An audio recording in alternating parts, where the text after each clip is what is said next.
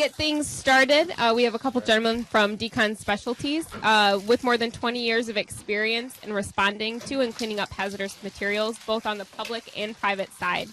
They have operated as DEA first responders, cleaning up gross chemicals and packaging for disposal, and as remediation contractors, testing and removing methamphetamine residue from homes. Their experience includes hundreds of different sites and situations throughout Michigan and the Midwest, and they have also been involved in instructing other responders from from across the nation, developing course material for product identification and packaging of Clan Lab byproducts. I will introduce Craig. Thank you, McKenna. Is it on? It says it's on. Can you hear me? All right. Oh, you're going to keep the microphone. First he told me he was going to be mute today, but thanks, McKenna.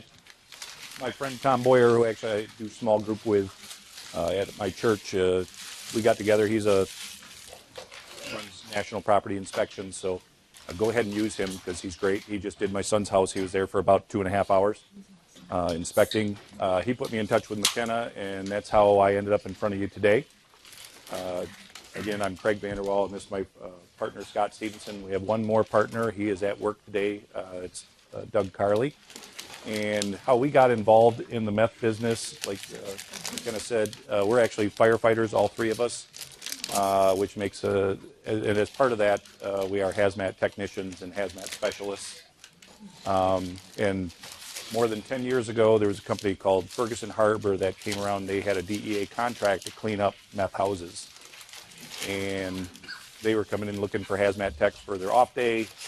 So we started going, and police would bust a house, and we would go, they would bring all the chemicals that involved in the contamination outside. We would categorize them, overpack them, and send them off. Well, we did that for several years until, in fact, for 2 companies. And through that process, we noticed that a lot of houses were being contaminated and then condemned by the health department. So we started our own company, the 3 of us, and that is all the sum total of all of our employees is 3. Well, I guess we're not employees; we're partners. That way, we can skip some certain insurance things like workers' comp. But that's how we got involved in the meth business, and that's where we are today, where we do testing and remediation of homes. So with that, we'll get started. Uh-oh, that's the wrong one. That way. That's better. McKenna already read this, so I'm not going to cover this slide, but that just tells you a little bit about what we do. Today we're going to cover several things in meth. What is meth? Manufacturer use, hazards, the role of the government agencies, and typically there are 3, the state of Michigan, the local health departments, and then the law enforcement teams.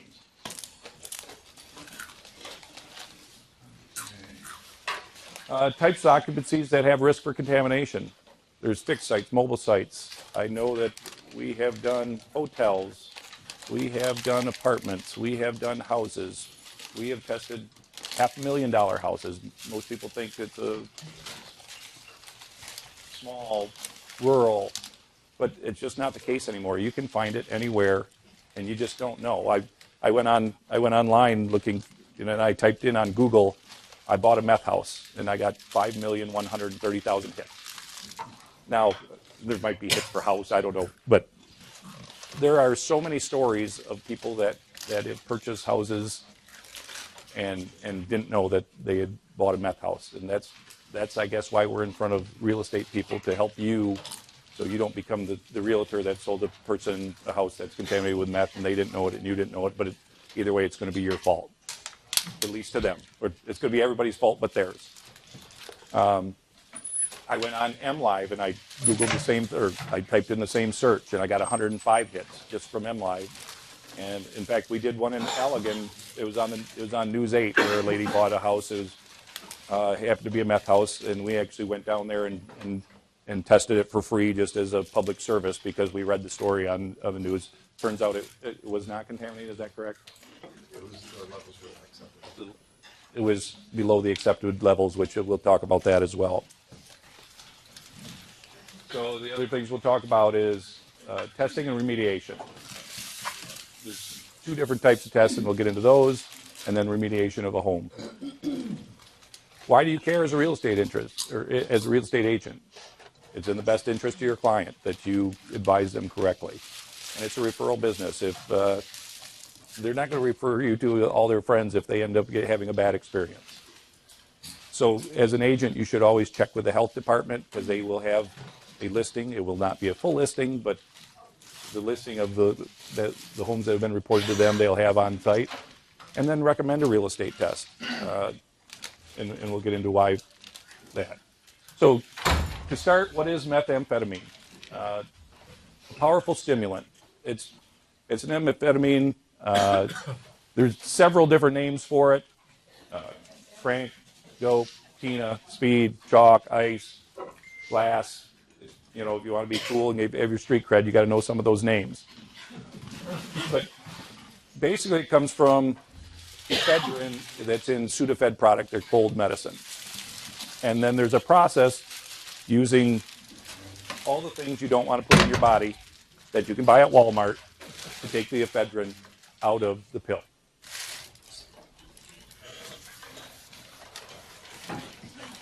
So, the history.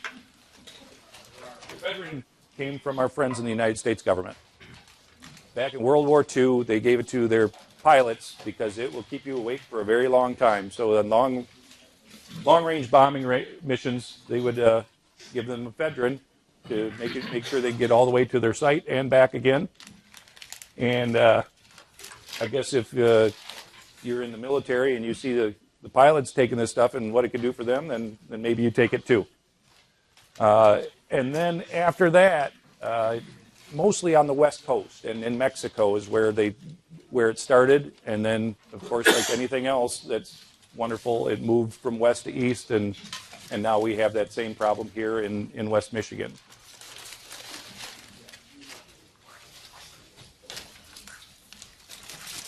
All right, I found this online the other day, and if you do a little quick math there, that's 1,193 meth busts in Michigan from 2003 to 2007. The problem has gotten worse since then. So keep that 1193 in mind because I'm going to refer back to it in a little while because that's just the tip of the iceberg. The problem is that for all of those, there's a whole lot more that aren't reported at all.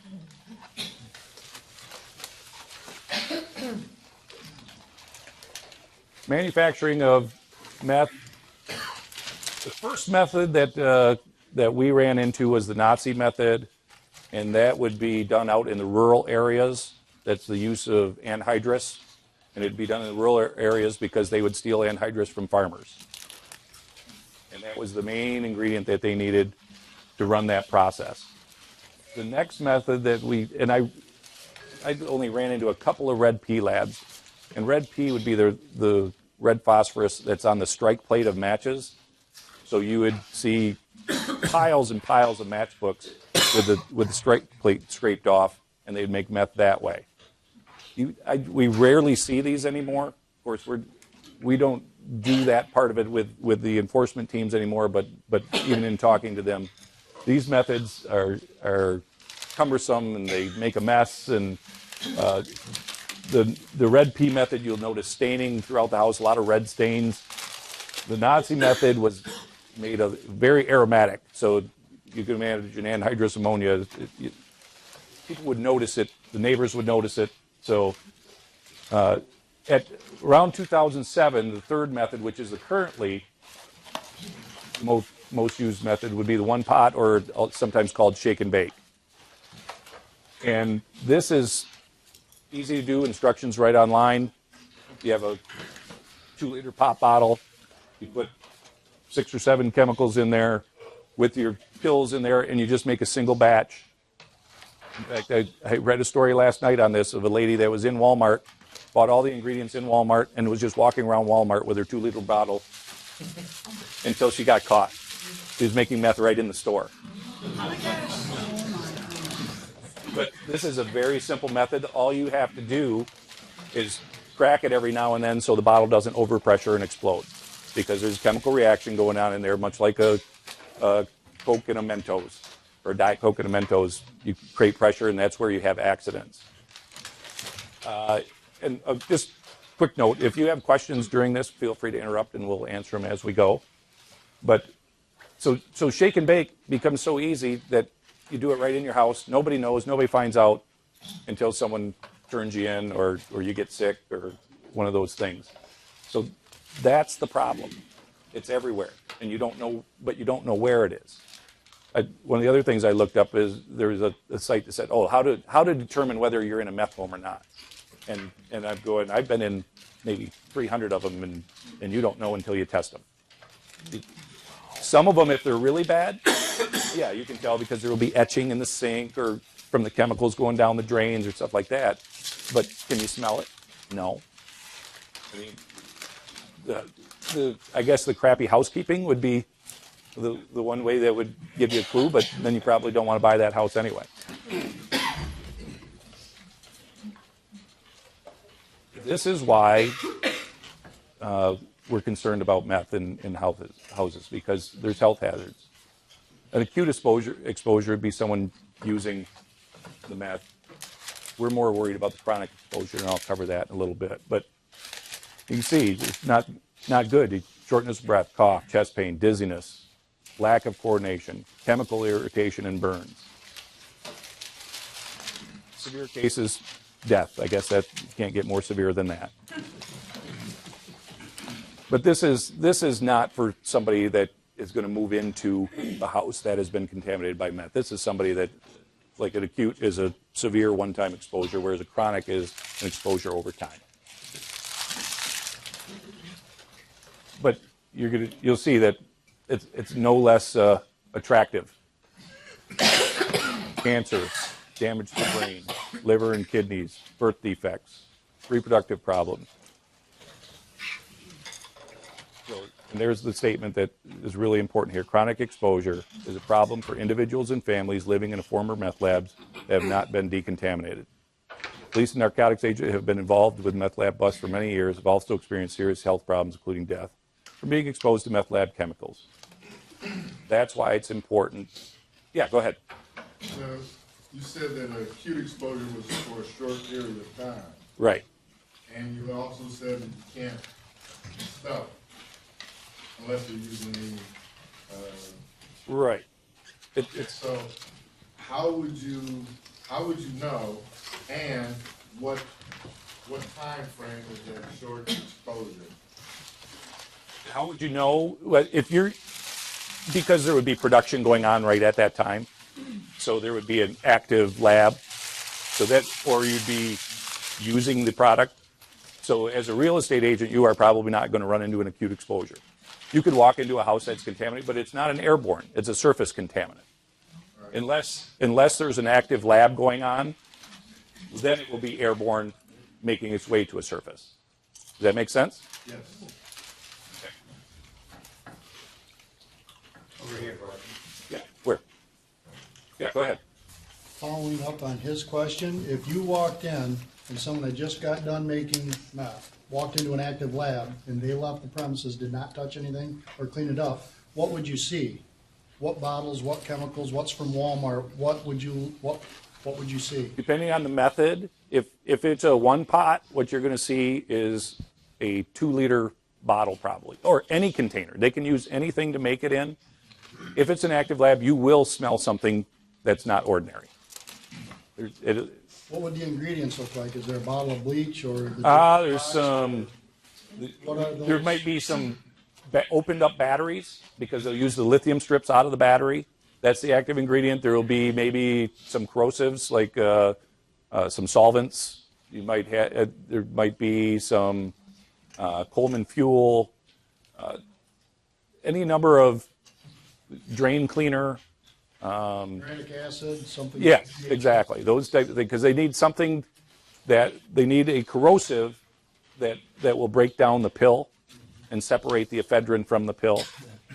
So there would be those types of things laying around, and probably if they're selling the house, that's not what you're going to see. Does that answer your question? Yes. It does. Okay. Thank you.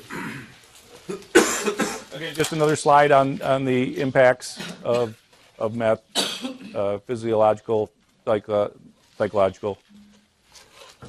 One of the things about meth down at the bottom there is it's highly addictive, and that's why it's commonly produced. They a lot of times will lace other drugs with meth to make them more addictive.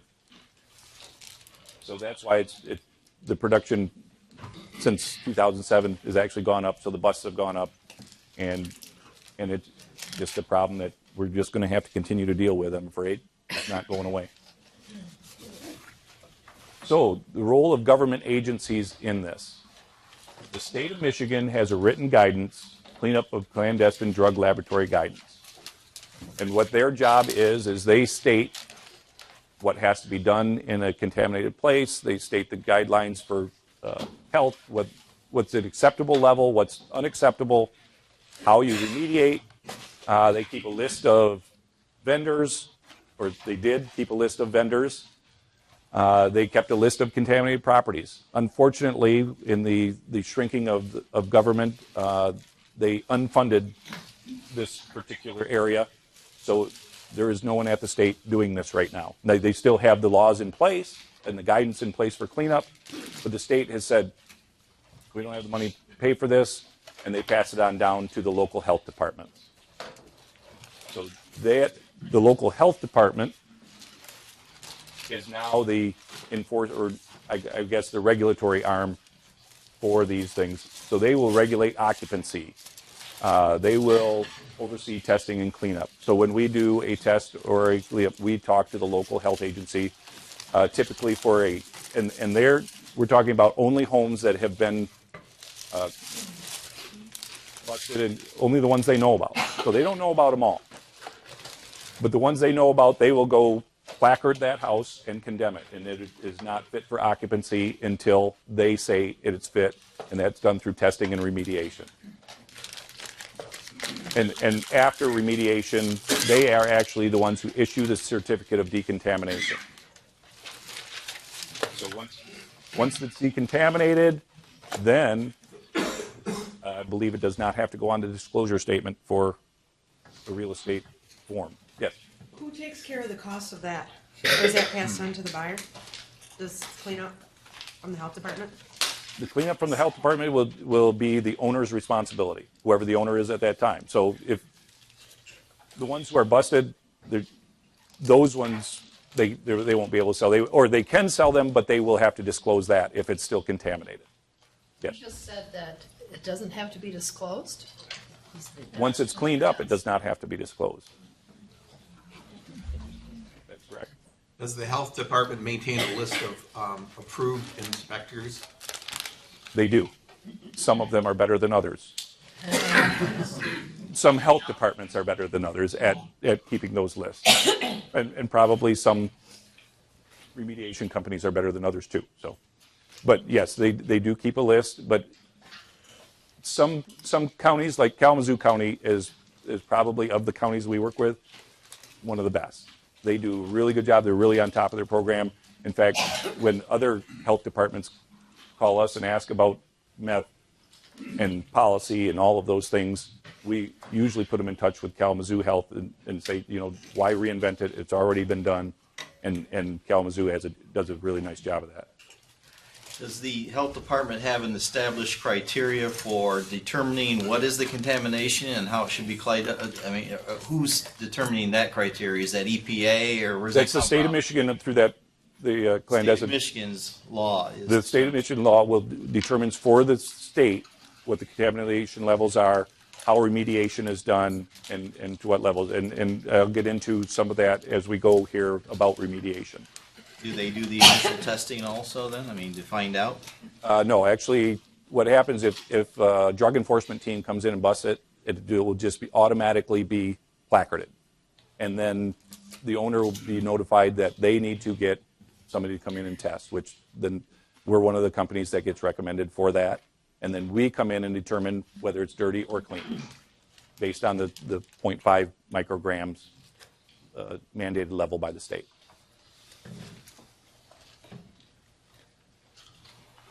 Local law enforcement teams. Can I they are the. interrupt you? Oh yeah, go ahead. I think I need meth 101 over here. Okay. I'm a little behind here. I just want to be clear. I get it that if you have a house that's had a meth lab and people know about it, you know, you're going in, you're testing it, you're decontamination. Right. But I'm unclear if this is not an airborne thing. You're saying this is more of a surface issue. Correct. Let's just say someone had a clandestine, they made meth in their house all the time and no one ever knew it. They cleaned it, they sold it. You're not really going to know about it unless someone gets sick or it gets tested, right? That's correct. Okay, so I'm trying to think what, as a realtor, my concerns would be. I mean, you know, you guys are going in if there's been a bust, if people know that someone's making meth in these Right. places. And that we're going to get to your concern about right now, because Okay. according to estimates by law enforcement agencies and meth lab cleanup contractors, only 1 out of 10 homes where meth has been manufactured have ever been discovered by the police. Buyers and renters beware. So remember that, go back to that number of 1,193 from 2003 to 2007 properties that were contaminated. Multiply that by 10. That's 12,000 homes in that 5-year period that are contaminated, and 90% of them nobody knows about. So you as a real estate agent, what we're saying is you may want to recommend to your buyers to get a meth test done.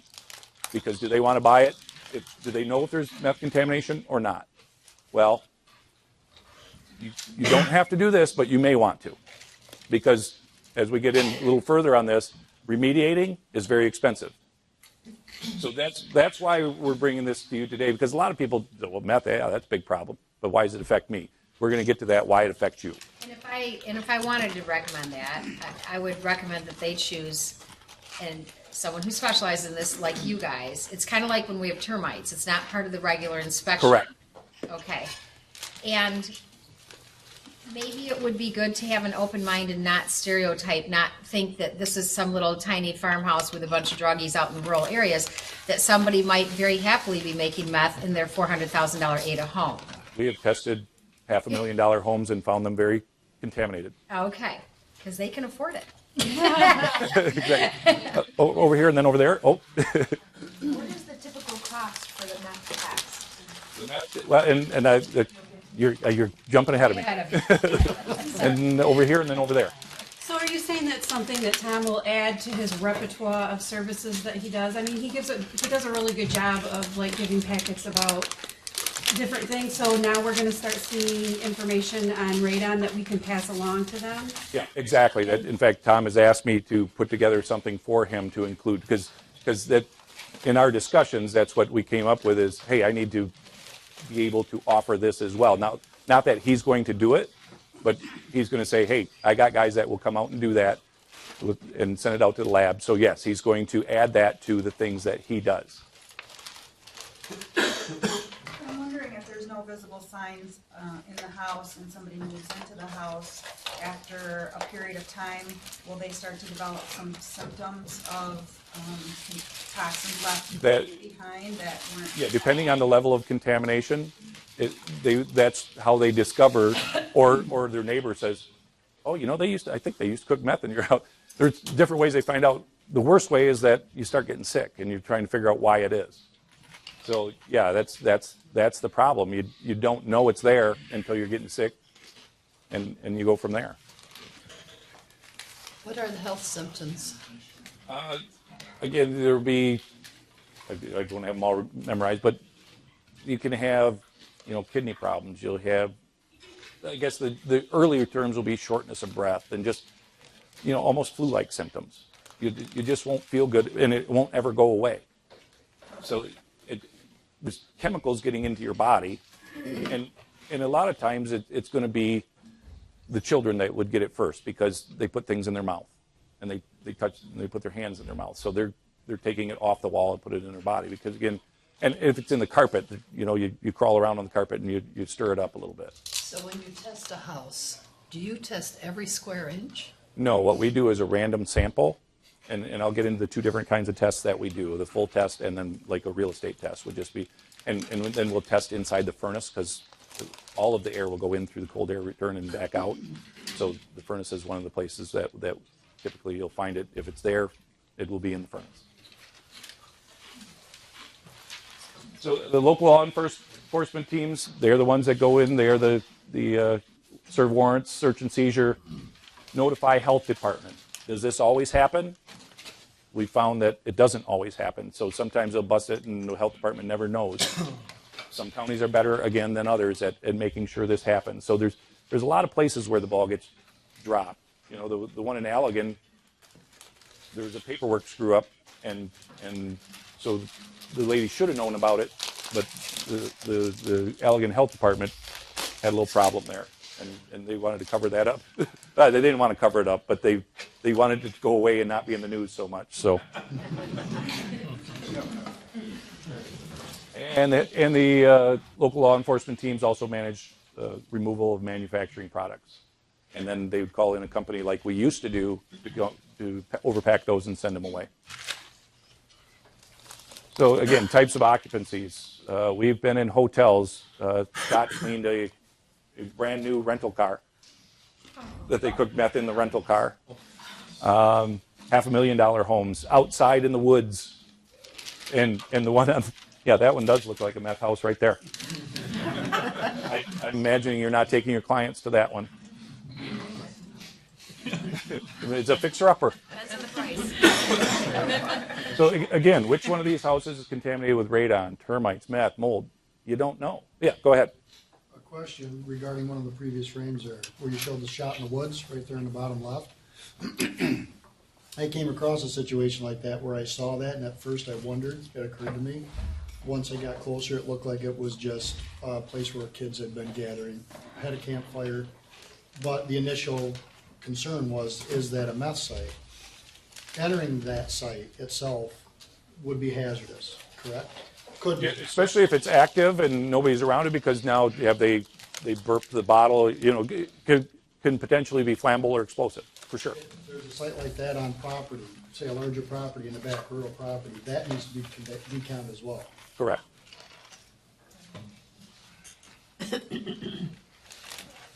So for any one of these homes, you don't know. You can make a general guess, say, oh yeah, that trailer, that's where you're going to have meth. And in many cases, you'd be right. But who's to say it's not in this house or this house or this house? You don't know. And that's what we're trying to get at for you as real estate agents. That's why you need to at least be educated to inform your clients, to let them make a decision whether they want to have a test or not. So cost versus consequences. How much does a radon test cost? I don't know. $100. Okay. $5. And what if there's radon, how much does it cost to remediate it? Okay. Building inspections, $200 or $300, and they could find thousands of dollars worth of problems. Meth tests for real estate is about $200, and to clean a house, $5,000 to $20,000, depending on the size of the house, depending on the contamination, what has to be done. So that's why we're saying you at least need to inform your clients that it's important to do this. Can you just paint over the walls? That's a great question. You can, but if it's not, depending on the level of contamination, it'll leach through, and once you paint it, then you cannot decontaminate it. So we tell everybody, do not paint the walls until it's tested. Make sure it's tested first, because once the test is done, then we can tell. If it's 0.3, then yeah, you don't have to clean it because you're already below the level. But we then recommend painting it to even encapsulate it more. Yes, sir. If it's been painted, why can't you remediate it?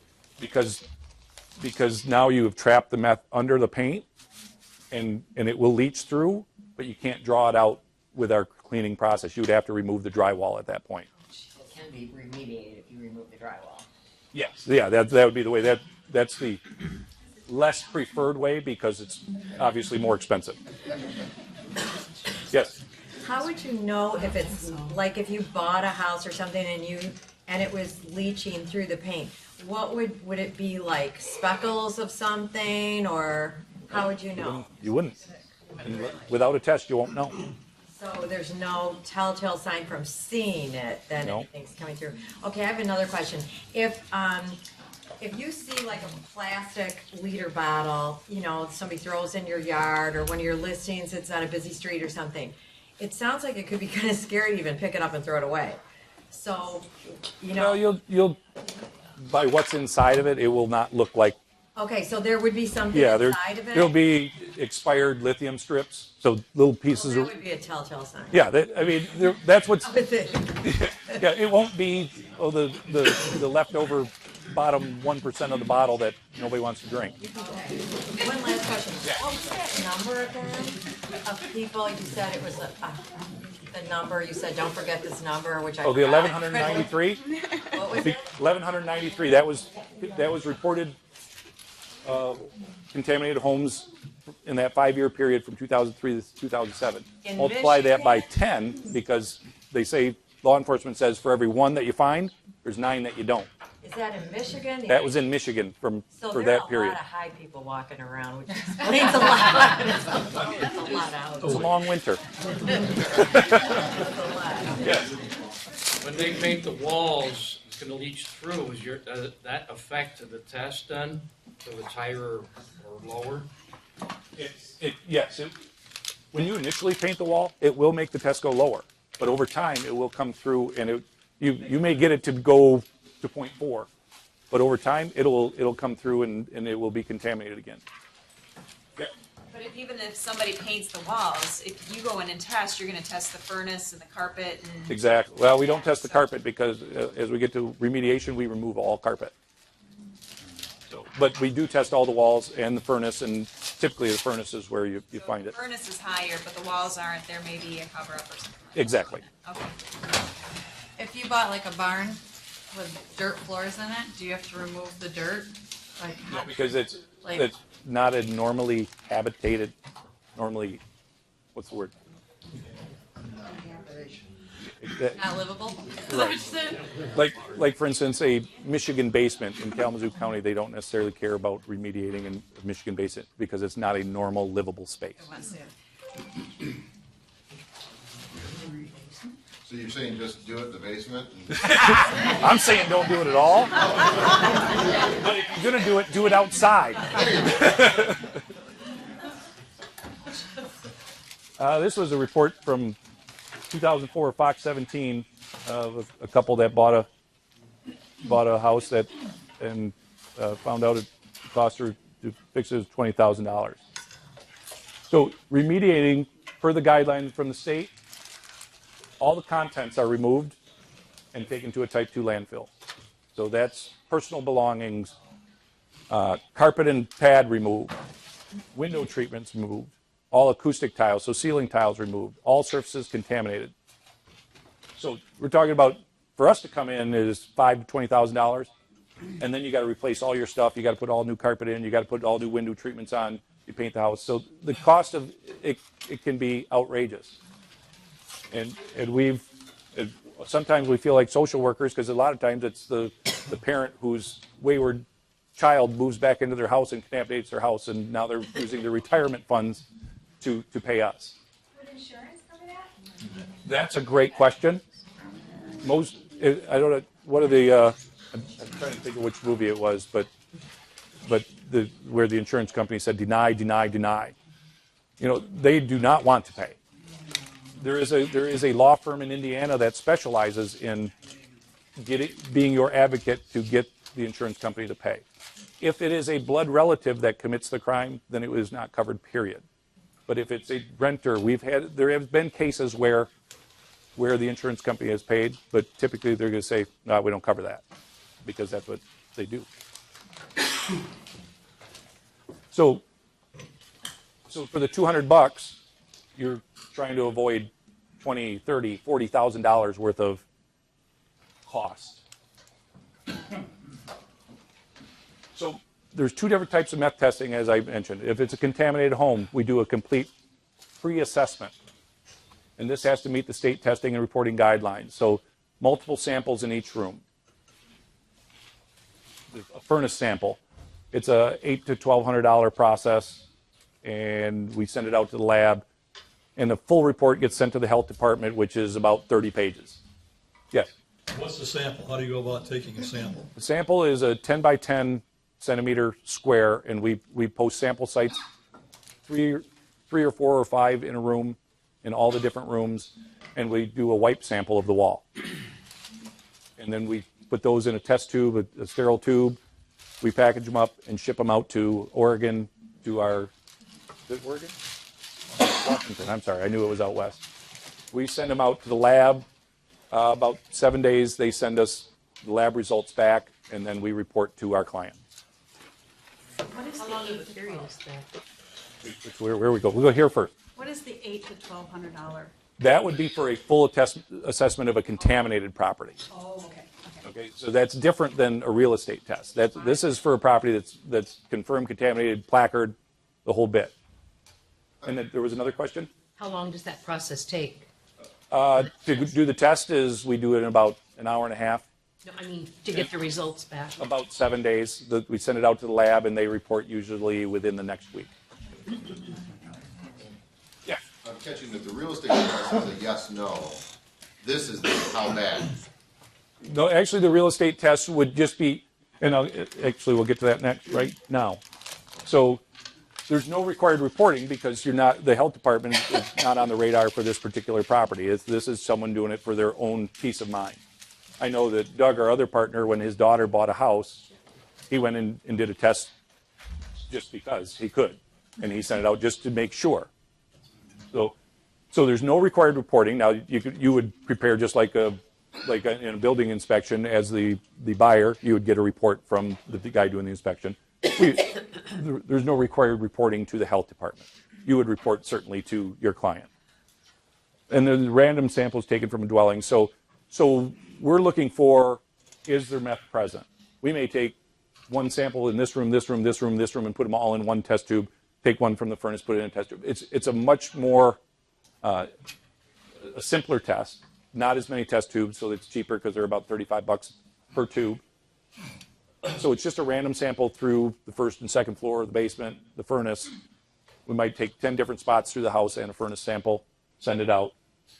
Same thing, 1 week turnaround, and it's $200 within 40 miles of Grand Rapids or Kalamazoo because he lives down by Kalamazoo, so not too much travel. And you would know, yeah, go ahead. If one room tests that there is contamination, does that assume then that the whole house has to be decontaminated? No, because in fact we just had a house that we were cleaning yesterday where 2 of the bedrooms tested 0.05, which I mean almost clean, where there was 3 or 4 rooms that tested over 4. So we were able to seal off the 2 rooms that were clean and just clean the rooms that were contaminated.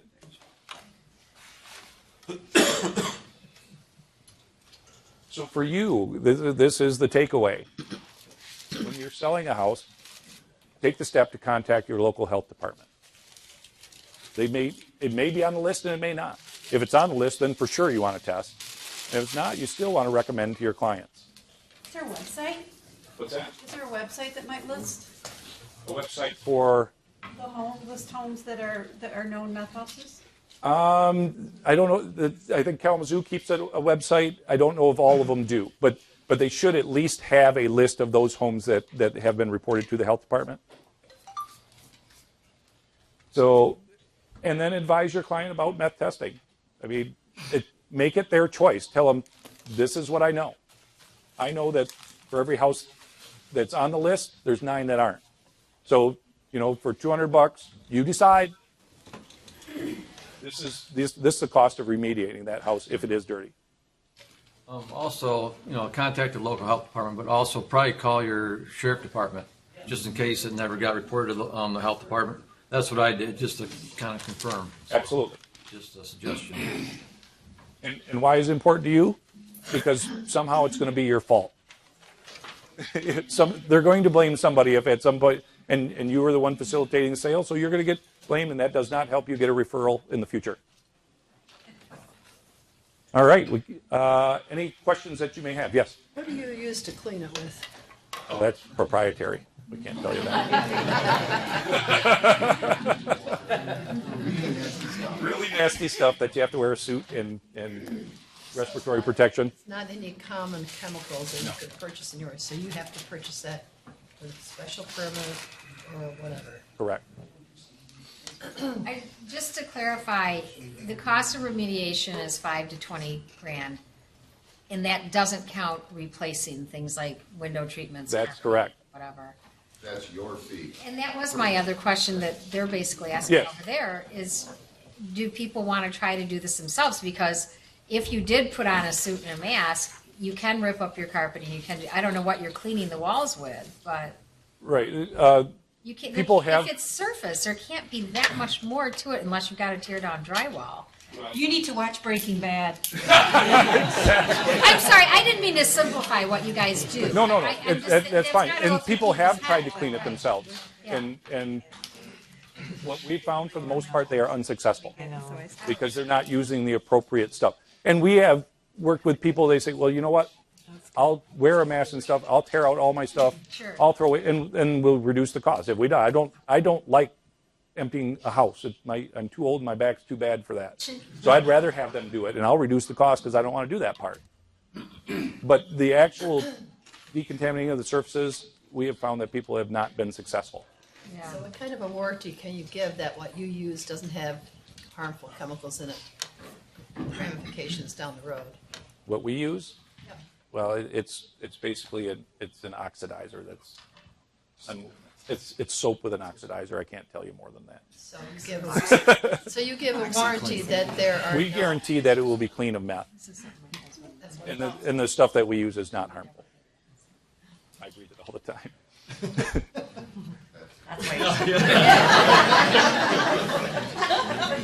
Yes. When you go in a house to test, do you have to wear like a suit or do you just go in like this? Just gloves and booties and 95 mask, So you particulate mask. cover everything. Yeah, So you could be like contaminated right I now in probably our am. room. I'm radiating contamination. Third-hand meth user. Yes. You know, this might be, I don't know, a question for the broker or whatnot, but as a realtor, you're representing the buyer, you recommend the test, they say, yeah, let's do the test, and then you discover it's positive. Beyond that, then your buyer may decide, thanks, but no thanks. Right. But then, as a realtor, you have a duty to To notify somebody, yeah. you know what? You have that information then, and then are you Right. obligated? Do you have a due diligence and ethical? That I don't know. Ethically, you probably do, but It's a brand new ballgame. Yeah. So it's worth a discussion with a broker. probably. What if the listing agent doing that Yeah. information, right? Exactly. That's where I'm headed, and I think you have, to me, I think you have kind of an obligation to share that at least with the listing agent. That would be me, I would. You don't have a certain disclosure statement that has anything about that. Nope. You don't have to disclose it, but. I think the Obviously, sentence is yet. I mean, I didn't realize how big a deal this is. And this is That second page, apparently a no very environmental big hazard. deal. Right down. It is in certain areas. It's not an exclusive to those education items. curve. Right. Getting back first? I was just gonna ask, you mentioned that the state of Michigan or the local health departments put the onus on the owner. Yes. You, and as the agents, I'm sure you're in a situation, they purchased it a year, 2 ago, 3 ago, and if this were to come up in your example here, Yeah. they may not have known it may not have been them. I'm making the assumption they are the responsible party still, by law, the way the state had it, not the private, right? And why they're responsible is because the health department will condemn the house and give them between 48 hours, It 2 is- weeks to move out. It is like I do commercial, and it's like environmental, and that's what, it's a lot like that. When you do your environmental inspections, if you don't have that report in place, which acts really in a way like an insurance policy, it's up to the owner. They have to eat the cost of the remediation if there's a problem. Right. They It's don't kind wanna of, pay it for the sits testing, with the owner. or they take on the chance Yeah. of the remediation. Yeah, they take that on, so as a realtor, I think it's a really important thing that you do say, hey, you know, you might wanna consider this test. Here's pros and cons, and it's up to them. You probably take one when you travel now, because when you check into a hotel room, actually we've cleaned a lot of hotel rooms. I know, you didn't want to know that, but it's true. Later today. Yeah, maybe even later today. You might want to just stay in the 3 or 4 star. It's less likely, but still happens. So if, what you were saying is for a realtor, if someone's purchasing a property, it's a $200 cost to have you guys come out. But say now I'm the owner of my property and I see pop bottles or I see some remnants, if I am not working with a realtor and I call you to fix it, it's now $1,200? Depending on what kind of test you have. If it's not busted by the health department, they're not going to require a full test. You can have just a we'll call it a real estate test, but it's just a sample test. So yeah, you can do that without, not necessarily in a real estate transaction. Sure. Yes. Okay, I have a question. You talk about the real estate test being $200. Say you go that realm, you test positive, but since you're putting so many samples from so many different rooms in one vial, you said that you could leave certain rooms if they were clean rooms. How are we going to know which rooms are clean? What would happen then is if it tests positive, my first guess is you're going to walk away from the transaction. Mm-hmm. If you decide, well, you could then have a full test done. This was specified. Yeah, you could have the full test done and say, okay, this room, and this room are contaminated, but this, and this are not. So the real estate test is just to let the buyer know that there is contamination or there's not. Whereas a full test is, because my guess is at that point, if it tests positive, we're looking for a different house. Right on the buyer's side, but if you make notice to the listing agent, then the listing agent, the sellers are then responsible. So they're going to get a full test and go that route. Right. Most likely. Yes. Most likely. We've done a lot of work for banks, and with all the foreclosures, we've had even some great opportunities for people to pick up rental income properties by knowing from the bank that they had a history of meth. They've paid us to come in and test it, and yes, it was bad, and we quote a price to clean it. And so this guy's looking at, well, the price just went down, what I'm going to offer the bank, because it's got a $5,000 price tag on the cleanup, plus, just the name. So the one, a couple we did in Kalamazoo, people got steals from banks and turned them into rental properties. Greg? Yes. What a hazard for us if we're in a house showing it, it's 20 minutes to an hour. Is there any real health hazard for us as agents? Very low, because again, unless you're a wall licker.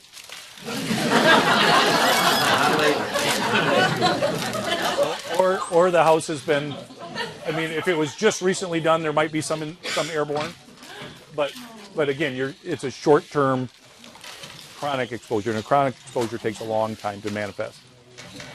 So, If it's fresh, does it have an odor like a ammonia or anything? I looked at a house once and I had bottles in the basement like that, and it had a really bad chemical odor. if the chemical reaction is going on, then there will be that chemically odor. It's hard to really describe, but kind of like an ammonia. It's offensive. But that dies down over time and you can't smell anything? Right. So you said Tom Boyer contacts you, so it's just like radon. He's the proof of that, I believe, but so if in fact we want a meth test done, the inspectors don't actually do it, they're just going to recommend you to come and do it, right? Yeah, exactly, because Tom does a great job, but he's never done a meth test in his life, and nor does he want to. So he would call us to subcontract, basically, or just. And that's only if, would he do that if he saw or smelled anything? Would he then contact whoever he's working for and suggest? Yeah, I would say, but again, is he going to be able to go into the house and say, this is a meth house, you should get this done? No, probably not. I can't walk into a house, I can look for signs, but can I tell you if it's contaminated or not? No. Okay, so all the inspectors will just recommend you then? Right. What is the cost of a complete test? $200 for the real estate, and then it's positive, so what's the cost? Then it would be the $800 to $1,200 depending on the size of the house. Okay. Which I don't know who was first, so. If privately you clean up for somebody, you talked earlier about the health department give you a certificate, would you then contact them for a certificate, or you just warranty or give a certificate yourself, or how does that work? What we do is, in our final report, we sign off on the certificate of decon, and then we send it to the health department, and then they sign off on it. So we do all the paperwork for the client with the health department. Become aware of it. Yeah, so, well, yeah, the health department will then, you know, then it becomes that 30-page report sent off to the health department with a certificate of compliance of clean that we have said, we came in, cleaned it, we post-tested it to show that the levels are now below that 0.5 micrograms throughout the entire house and the furnace. Here it is. We sign off that this house meets the standard. In the back. If you're renovating a house that's been abandoned,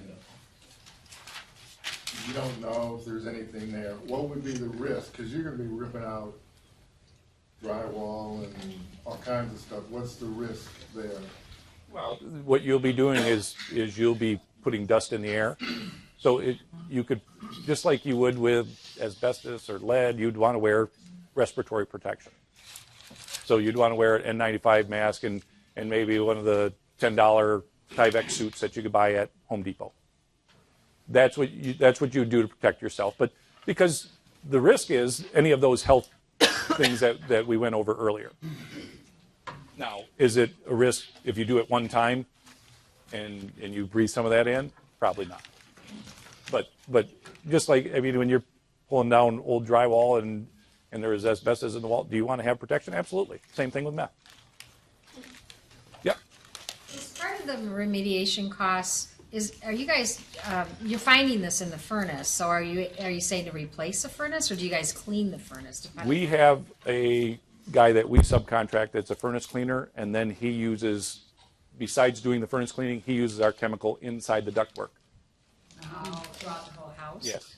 Okay. Now, if it's bad enough, yes, the furnace and ductwork would be replaced. One more. We're focusing on the seller. I feel like Actually, we're focusing on the buyer. that's what I was going to say. We should be focusing on the buyer. Right, and that's what I'm saying is No seller's going to want to know this. the seller's not going to want to disclose Right. Okay. it. You're focusing, when you have a buyer, you want to protect your buyer. You are working for your buyer. I thought there was some conversation the other way around. I'm like, Well, They're never gonna whoever owns it at the time is responsible for the cleanup. yes, but So you gotta protect your buyer. Going to want to know that, so you're going to have to get your buyer to do this. For a large scale meth lab, where are these cookers getting enough chemicals? They have lots of friends that go to different places, friends and family, or stools they call them, that they send out, or mules they send out to go buy little packets, or they mail order it from different countries. And watch Breaking Bad. So house once contaminated never go away by time, that No. milligrams, or maybe increases more, or decrease, or does it change? Until it's removed by some sort of intervention, it will stay there. Now, can it be encapsulated by painting over and over and over? Eventually it will disappear, but it will always want to leach out through. But, yeah. Well, that was my question. If a buyer bought a home and it was contaminated and didn't know it, and they replaced all the carpet, had ductwork cleaned, and 5 years later they want to sell it, would it still be at contamination levels? Or would it have been? Depending on what the levels were at the beginning. Like, I mean, we went to a house that wasn't too far from your house, that these people had bought the house in Allegan. And they found out several years after they lived there that at one time this was on the meth list. So we went, you know what it was? They had their septic system pumped, and the guy who pumped the septic system found remnants of what he figured was meth. They checked with the health department. We went and tested that house, and it tested clean. Now, whether they didn't do it in the house or what, but they had also said they had remodeled every room in that house. So a lot of times, including it was new drywall, every room was painted different. So fortunately, there wasn't that bad a contamination, and the furnace tested clean too. So you just don't know. That's the hard thing. Once house gets on the health department list, What's that? if house gets on health department list, Yeah. contaminated, it never goes away. It's all the time there. No. Once it's clean, then they'll take it off the list. If once they show proof of remediation, then it comes off the list. I don't want to take too much time. I'll be around for a while, a little bit after, but I'm 10 minutes into Randy's time, and I don't want to. I'll just go over, it's no big deal. Michigan starts at noon. I know. So unless somebody has a pressing question, that one last one, then I'll have to turn it over. Oh, right here? Just for clarification, if you do the real estate test and it comes back positive, Yeah. you don't have to report it. The seller then calls you and says, come do the full report, and you get more specifics and it's still bad. At that point, do you have to report it to the county? Boy, I don't know. We've Are never run it. you guys obligated? Ethically, yes. Ethically, I think we would report it. So when you report it to the county, you said something about, at that point, you have 48 hours to get out or something? You get, So if your it's a sellers contaminated could home, potentially be thrown out. it is not inhabitable, and the county health department will put a condemnation order on the door of the house in a big orange sticker.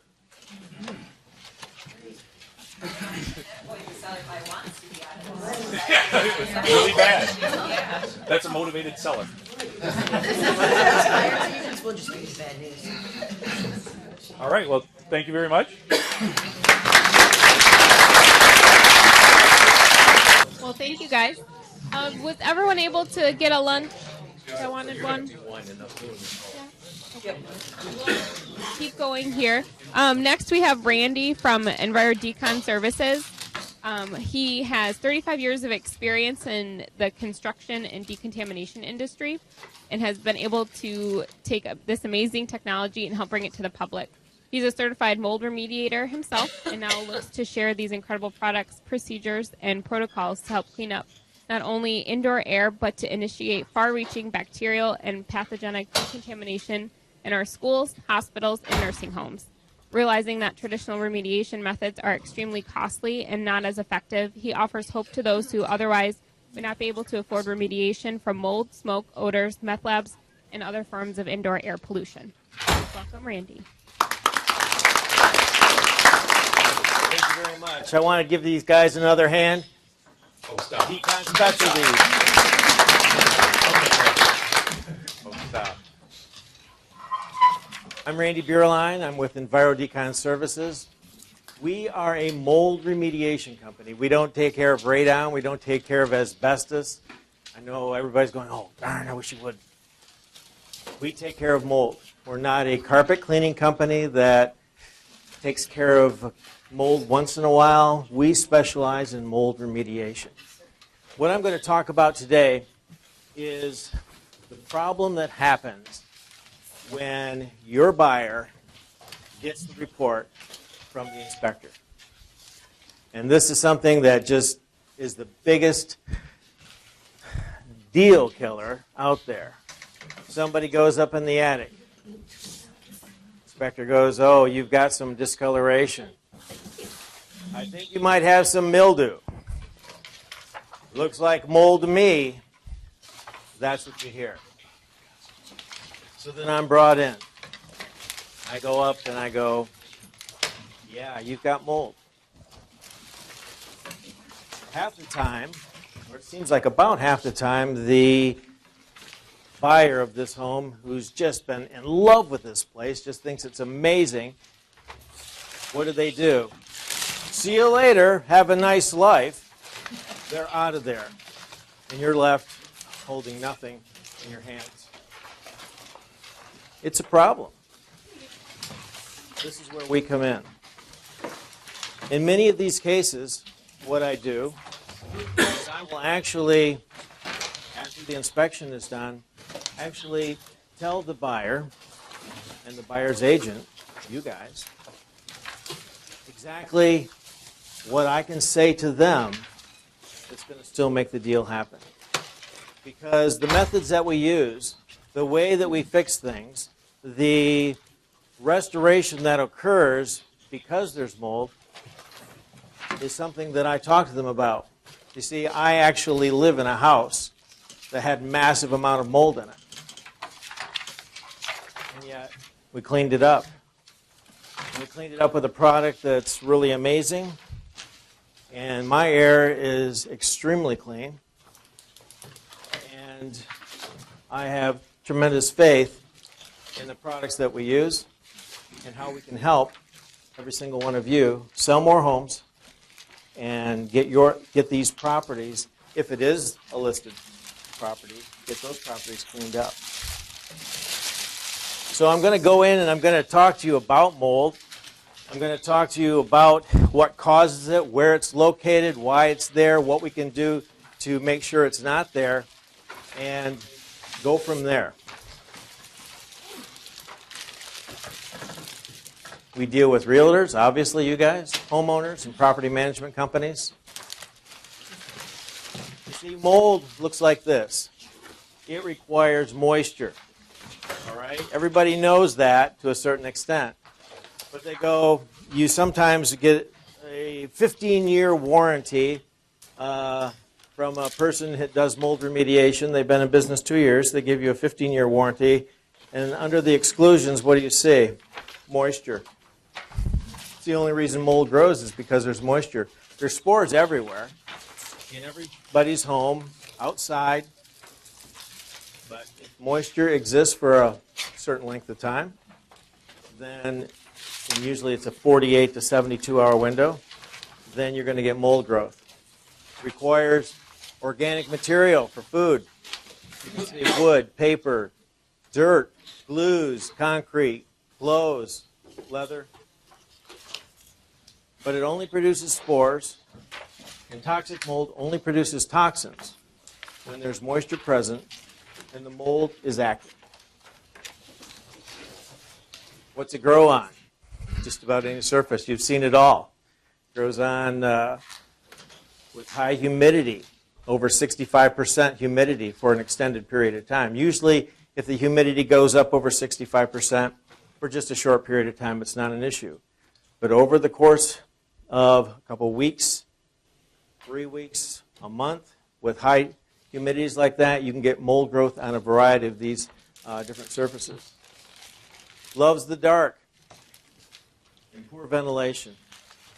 See, ventilation is the wicking, has the wicking effect with mold, and because it wicks away the moisture that doesn't allow the spore to germinate.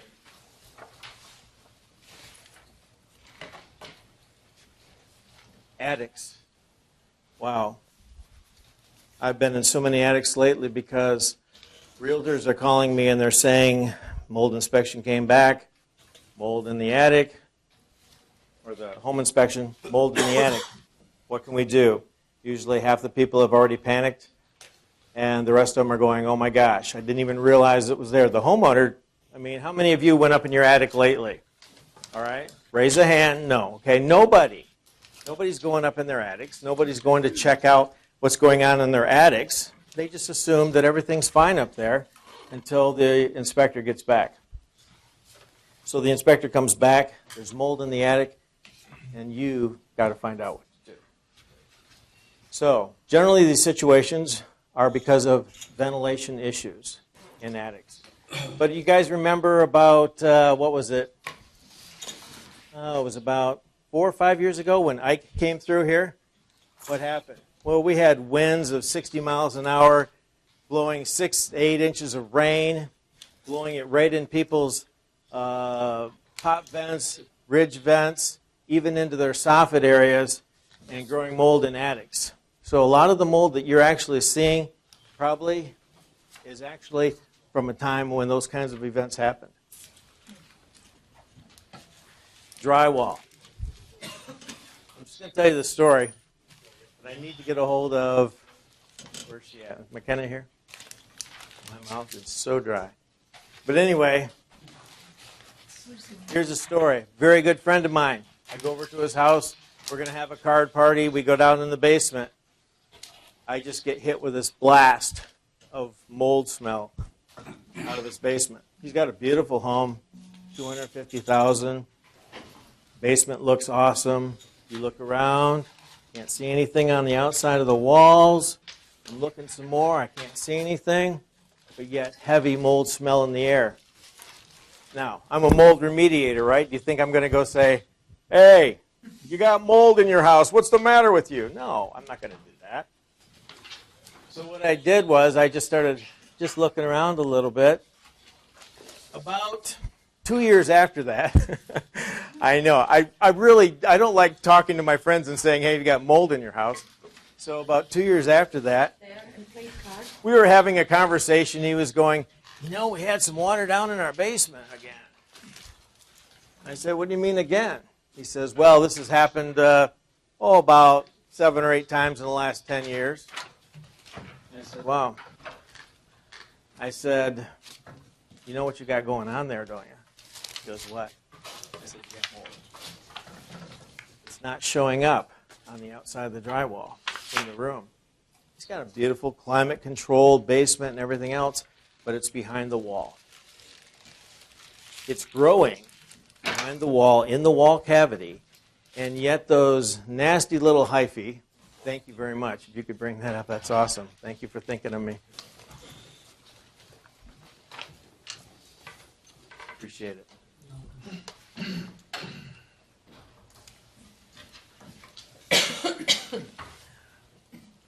The nasty little hyphae, those little roots and runners, are going right through the drywall and shooting out their little microscopic spores. And if it's toxic mold, mycotoxins into the air, and you're, oh, thank you. Everybody's bringing. Anybody got anything else? Cookie, we can go with that later. And so you've got all of these shooting out into the room. You see nothing on the walls. And yet when you take your moisture meter and you go down by the base of the wall, you find that the moisture meter is reading pretty high. And you would never have guessed it, except that I knew because of the smell. There's something that happens for a person that lives in a home with mold in it. Number one, if they do find out, it's a little bit embarrassing. Oh, I got mold in my house, Who likes to have that? The other thing that happens is they have what's called an olfactory breakdown. Maybe you've never experienced this before, but if you had like a cat or a dog that maybe didn't quite hit the mark, you might have a little bit of a cat urine thing going on, maybe a little kitty cat over in the corner, whoops. But you stop smelling it until somebody walks into your house. What's that smell? We'll talk about smells later. But you get that olfactory breakdown, so he never smelled it down there. He had stopped smelling that a long time ago. So when I finally got around to actually telling him, he goes, oh, crap. So there it began. Yes? So, just so I understand, mold continues to grow if it's continuously fed moisture or some of those? That's correct. So if they, let's say they had a leaky basement, because I've smelt disgusting basements before, but they said the water came in once, they fixed it, and they just haven't cleaned it out yet. If the water's it doesn't keep coming in, then the mold's dead, it's just rotted whatever else they have in there? Well, here's what happens. In that situation, the mold spores have already been produced by the growing mold. Okay, so whether it's behind the wall and the hyphae have actually grown through the wall and they're shooting out spores and toxins into the air, that's already happened. It may have even dried up. It may not even be shooting anymore, but now you have this massive amount of spores and toxins that are contaminating this home and making the people sick in the home. All right? So the contamination still exists, but maybe the issue that started it all to begin with, this no longer exists. For instance, if you had mold behind a wall and you no longer have any moisture getting to it, it's going to stop producing spores and toxins until more moisture is applied. Then it's going to immediately start up again. But the contamination actually still exists in the home. Okay, this is the exercise everybody has to participate in. Everybody do this. That's 1 square inch. 1 square inch of mold produces 3 to 8 million mold spores. If it's toxic mold, we'll get into that in just a few minutes, it produces the same amount of mycotoxins. Now, I'm not here to alarm you at all. I'm here to Create an environment where you can sell, where you can take care of your client, whether it's the seller or the buyer. Okay? But there are definitely reasons why it's now a disclosed item. All right? Crawl spaces. Here's the big issue with crawl spaces is we don't know what the water table is like in virtually any property we go into. Some have very high water tables. Some have very low water tables. Areas around lakes where they don't even have basements, they have crawl spaces. And a lot of these crawl spaces have a great deal of mold issues. And these are found out through the inspection process. So it's definitely one of those places that should be checked out. And then personal items in high humidity areas. Okay, now we're getting into the toxic stuff. Everyone, I know, it's kind of funny, someone calls me up, I think we've got some mildew in my bathroom. And I go, well, you may have mildew in your bathroom, or you may have mold. Oh, I think it's just mildew, but could you come and check it out? We do this, don't we? We've called it discoloration. We've called it mold. We've called it mildew. We've called it a lot of things. But we really hate to call it toxic mold. Because toxic mold slams us back into this special on PBS that we all saw where all these people were living in toxic mold and there was a real major issue. Oh my gosh, what's going on here? But the bottom line is this. Not all toxic mold is black mold. And not all black mold is all about toxic mold. Okay. You see, there's dark colored molds that people go, oh my gosh, that looks like black mold. No, there's some very dark molds that have no toxicity level at all other than spores. And there's some black mold that has very, very high toxicity. If you look at, and that's Stachybotrys, that is the black mold. It's a slimy surface, when it's wet, very slimy on a wall. All right? When it dries up, it looks like it was painted and then kind of breaking and cracking. All right? That is very toxic. Produces mycotoxins, can't be trapped in a HEPA filter, and this is very important for you guys to know. HEPA filters have been used for the last 30 to 40 years to capture mold spores. They actually do a pretty good job. Actually, they capture 0.3 microns and larger, which is really good. Captures most spores. The problem is that mycotoxins from toxic mold are 0.1 micron and smaller, which means they don't get trapped in a HEPA filter, which means that you've got to destroy these. If there's anything bad about toxic mold, it's the mycotoxin. The mycotoxin breaks down the immune system. It does all kinds of nasty, ugly things to a person's body. Aspergillus is a green mold. It is the most prevalent toxic mold out there. Penicillium, yellowish mold. Chitonium, it's a dark or even black mold. And then other molds that are not toxic, Cladosporium, Ascospores, Basidiospores, and a whole host of other ones that are not toxic mold.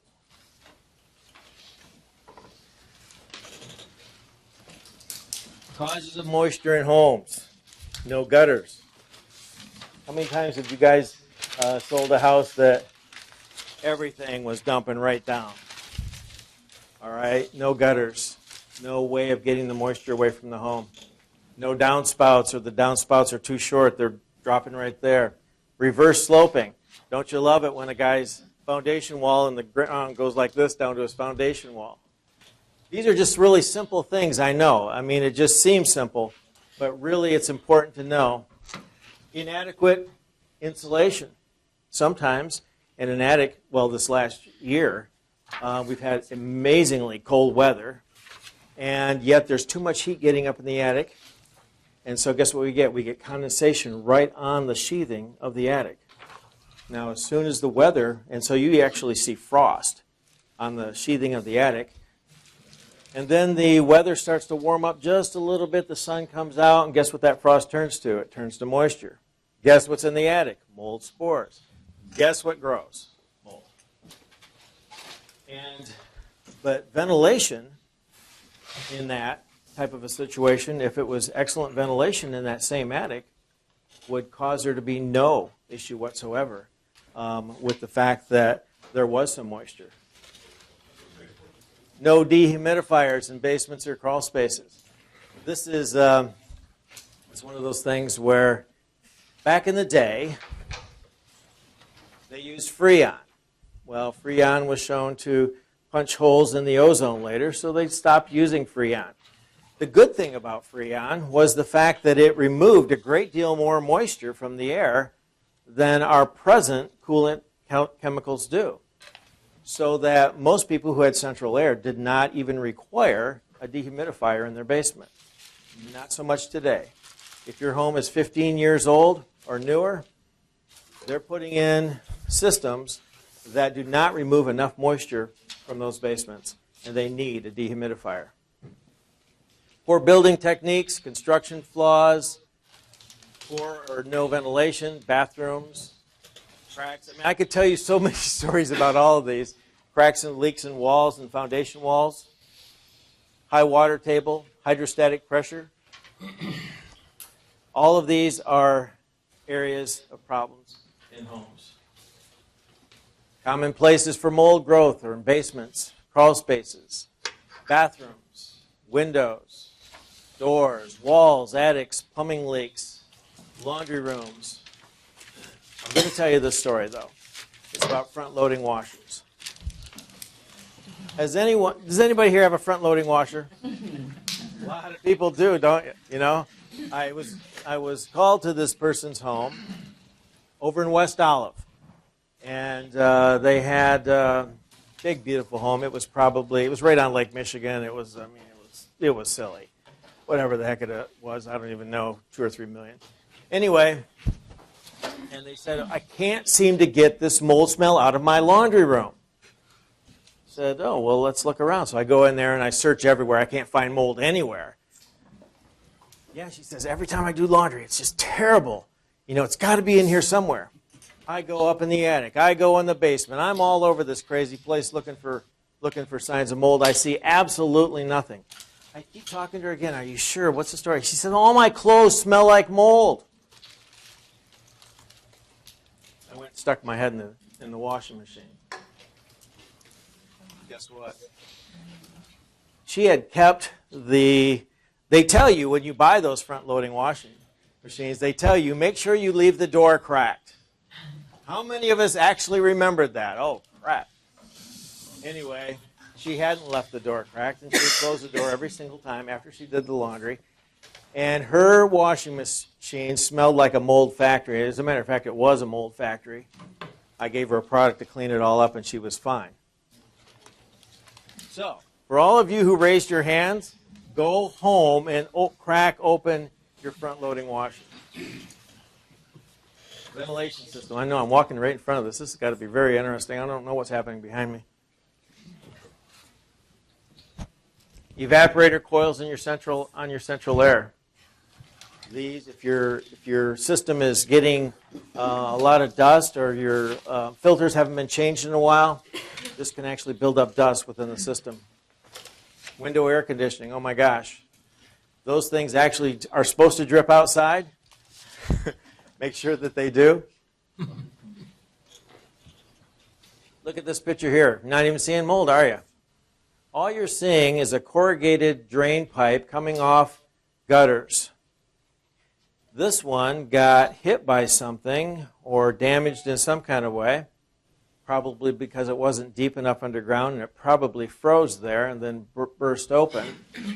And if you look at that retaining wall immediately to the right of that, what you see is where it goes down into the lower level right there. What had happened was, when everything thawed out, now this was dumping all this water right into the space down there, going down past that retaining wall and dumping into that and literally just soaking the inside of that wall there and the slab that walkout basement was on. She had a massive amount of mold growth right there. It had seeped down inside. It had gotten down into her carpeting. It was showing, and it was toxic. You could see it. You could see it. And this was an interesting one because this was actually a condo. And the condo association, even though it was their deal on the outside that caused the situation on the inside, refused to take care of it. I know. I wanted to write a letter myself. What you see here is you see some ice damming. In this particular situation, the ice pushed up and the water literally backed up in there and then ran down inside the wall. This one you see, this was by a skylight. This is the sheathing on the actual attic right by the skylight. And you can see how much mold was growing there. This unfortunate homeowner, actually, if you look at that, you see that there's actually two different types of drywall there. They had actually replaced this once before. And so this was found after this wall piece on this side was actually taken out. And this was down in their lower level. Now, What kind of mold was that? we didn't test that mold, so we don't really know what kind that was. But here's what I can tell you, and I'm getting into this toxic mold part right here. In all the homes that we've had tested, and we do not perform our own testing, we always have a third-party company do that. I believe that's very important because I think it's a clear conflict of interest to test your own work, either pre or post. The problem is the ambiguity of the test. Testing requires that, especially air testing, requires that a certain amount of air be drawn through what's called an air cell and that traps the spores in that air cell. You're supposed to run that test for 5 minutes. If you want it to look really bad, you can run it for 20 minutes. There's nothing to say you can't. You're not going to know whether they did or did not do that. I have actually seen this, and this is the absolute truth. I'm not going to name the company. But a company came in, and they said that there was every known toxic mold known to man was in that home in massive amounts. And they were going to charge $20,000 to get rid of it. I went in there, and I'm having a hard time finding anything. And it was to the point of almost being ridiculous because I've been in all the situations where there was a massive amount. Actually, I was down in New Orleans after Katrina. You want to talk about mold. You walk into a person's home and the floor's covered, their furniture's covered, it goes up the walls, the ceilings are all green.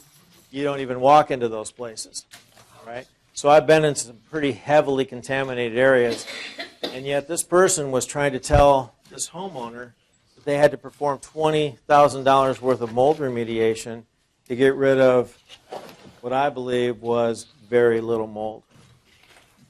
So testing and then post-testing, they can make it look as good as they want. That's why we never handle any of that type of thing ourselves. Okay. Chitonium breaks down the myelin sheath of the brain, causes permanent neurological damage. Aspergillus can grow, the spores can grow in your lungs and actually cause permanent lung scarring. Stachybotrys causes hemorrhaging. And then just non-toxic molds can cause allergies and asthmas. Now about mold remediation. It's also known as mold removal. Removal of the non-salvageable building materials. Removal or destruction of spores. Destruction of mycotoxins. Destruction of VOCs. And these above are destroyed only by one product. Because, see, there's other companies, they may use, you've probably seen them use HEPA filters, negative air machines. They come in, they soda blast, they dry ice blast. The problem with all of those, even though they're somewhat effective, is the fact that they are not getting rid of the mycotoxin because they're not destroying them. They don't have the products to destroy them. And yet this product right here, Easy Decon, does destroy those toxins. As a matter of fact, it doesn't just stop there. It destroys VOCs, volatile organic compounds. It destroys all known bacteria, all known viruses, including Ebola. Now, granted, Ebola fell off the, boy, didn't that disappear? That came up quick and everybody was, whoa, my gosh, and then boom, it was gone. Here's dry ice blasting, soda blasting.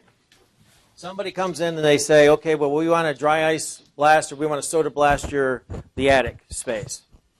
Okay? Well, that's going to make it look good. Yeah, it does. It looks awesome, by the way, when they're done. It's amazing. That wood is just as clean as can be. The only problem with that is all that mold that was up in that sheathing, guess where it went? Down into the insulation. Now you have live mold in your insulation. You still haven't gotten rid of all the spores. You still haven't gotten rid of all the toxins. And you have live mold in the insulation. Or they use highly toxic products or procedures like ozone machines. How many people have seen an ozone machine? Heard of one? Okay. Seems like a pretty good idea, right? Kills all those spores. Does a pretty good job. Smells a little bit ozony after they're all done. Here's the problem. There are some people that are so susceptible to ozone that even after weeks after an ozone machine has been used, they can still have some real major issues with the ozone. Or they use bleach. This is one of my favorites. Bleach. Wow. The EPA says just use bleach. So what do people do? Well, the EPA said to use it. Here's what bleach does. Makes things look pretty for a time. See, if you got mold on a surface, on this wood, let's say, for instance, you've got mold here, okay? And you put bleach on it.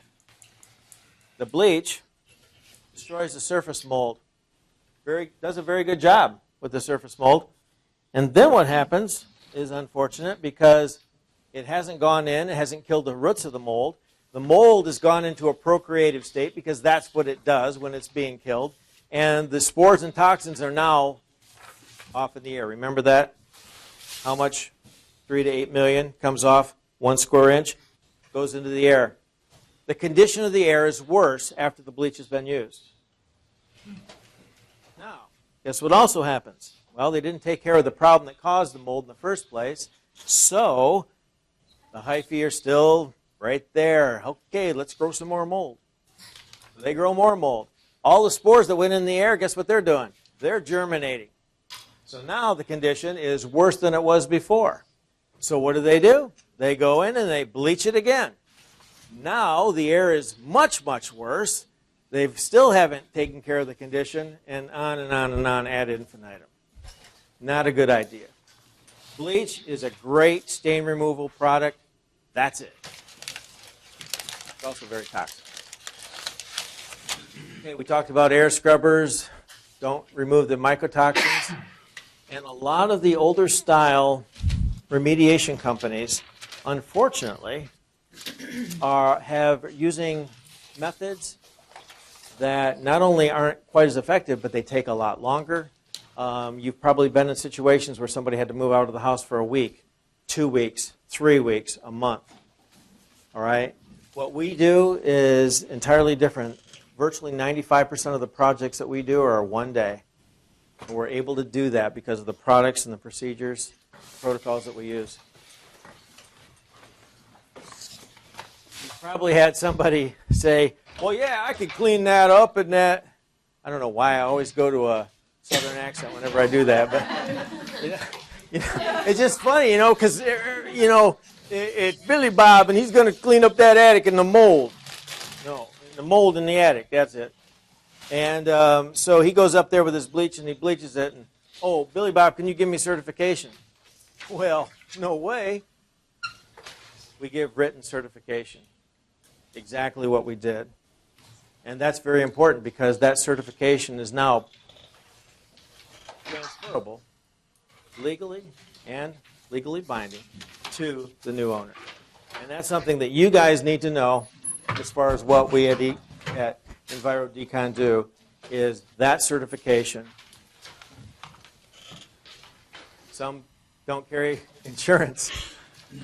Some only do a portion. I've seen this lately because it seems like there's people that don't like the fact that I charge such lower prices, so what they do is they only do a part of the remediation. They know they're supposed to do more, but they only do a part of it, and so they end up with not even a very good job from the standpoint of having done it that way. Let's see. We've talked about the pre- and post-testing and the pricing. We actually, in our methods, because we use this Easy Decon product, we actually have an apples-to-apples guarantee with our pricing, which means that we guarantee that we will beat anyone's price doing the very same thing. What they need. And that's why this pamphlet that I passed out to you, mold removal just got affordable.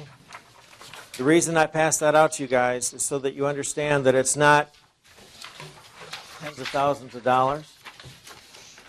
Usually the most expensive home jobs that we'll do will be around $5,000, the most expensive. We clean up attics very typically for between $2,000 and $3,000. It's an alternative way of taking care of things for you folks because when it comes right down to it, if you can get this deal done, because I've been able to talk to the purchaser of the home, I've been able to talk to their agent, I've been able to talk to you folks, we take away the fear factor that happens when people hear the word mold. Because there's a massive fear factor out there, and some people even more than others. You know, you guys were very attentive to the, with the meth thing because of the fear factor that's involved with that. Meth is one of those things that may happen 12,000 times. Let's just use his numbers, all right, over the course of 5 years. But mold is happening hundreds of thousands of times. Hundreds of thousands of times. And it's going to be, unfortunately, worse before it gets better. Because more mold produces more mold spores, which produces more mold, which produces more mold spores, and we want to make sure we nip it in the bud. So, at a fraction of the cost of traditional companies, we'll take care of it. Yeah, that's a good one, isn't it? That was taken down in a church down in Louisiana after Katrina. You don't usually see that around here. You usually see that. Or you usually see, well, that's tools of the trade. I'll go to another one. I'm going to back up here a little bit. I know you get to read them fast. Good. Okay, they didn't remove them from here. Okay. This is what you see in, who handles REOs? How many people handle Fannie Mae, Freddie Mac? Foreclosures? Okay. All right. Now, this was a foreclosure. Somebody unfortunately left a faucet on. Gee, I wonder if they did it on purpose. I'm not sure.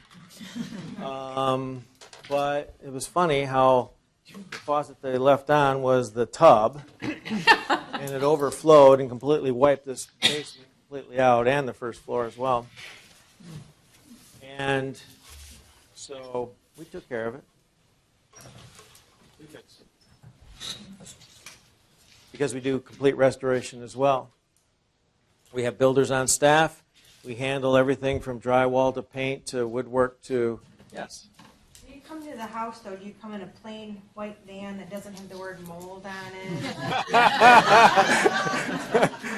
We can do that. We actually have one truck for those people. I had a real famous restaurant here. I won't say their names because they are kind of famous. They're actually in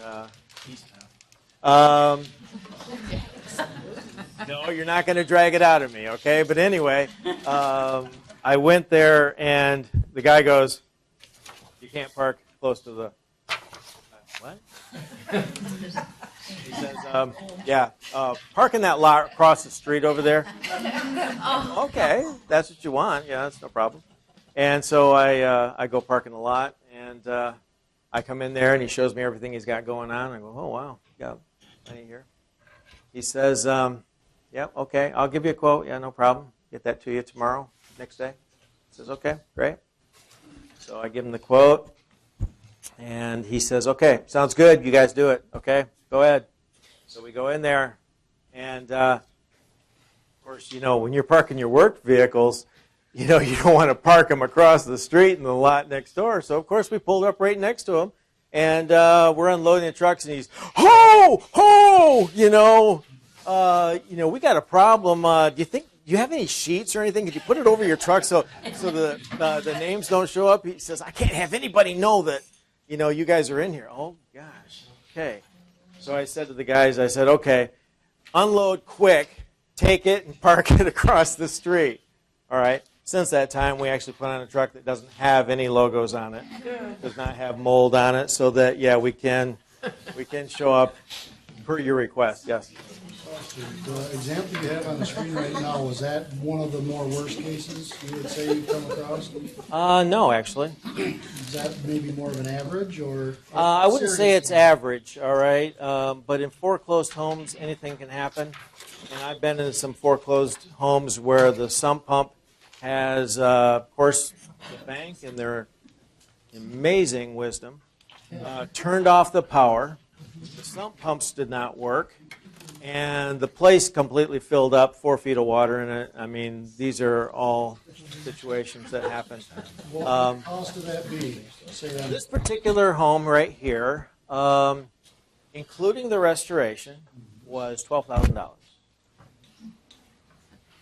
And that included all the drywall put back, all the finishing, all the priming, painting, and everything. Yes, sir.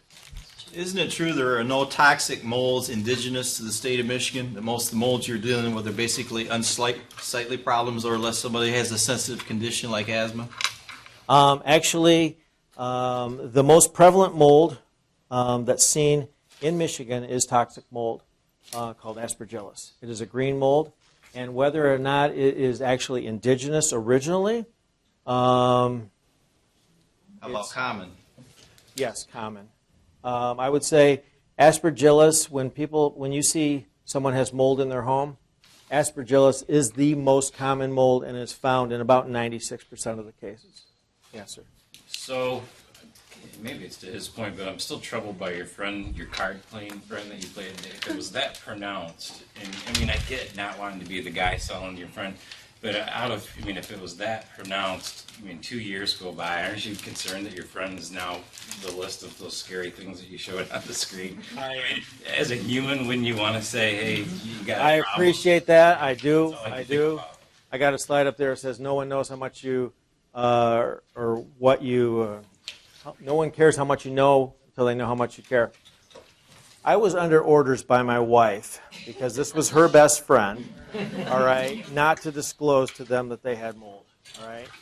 And I said, "Sweetie, I got to tell them. Is it because you knew that maybe it wasn't toxic, it was more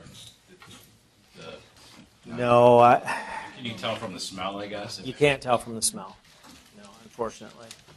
And there's no meter that you can go in and just plug it in and say, okay, that's that type of mold. I wish there was. It'd be great. Yes. I had a house once that fell through, and it was on a lake, and the inspector was only in there about 5 minutes before he opened the crawl space, and there was standing water, and everything was covered with black mold. The whole house had been redone, siding, windows, everything.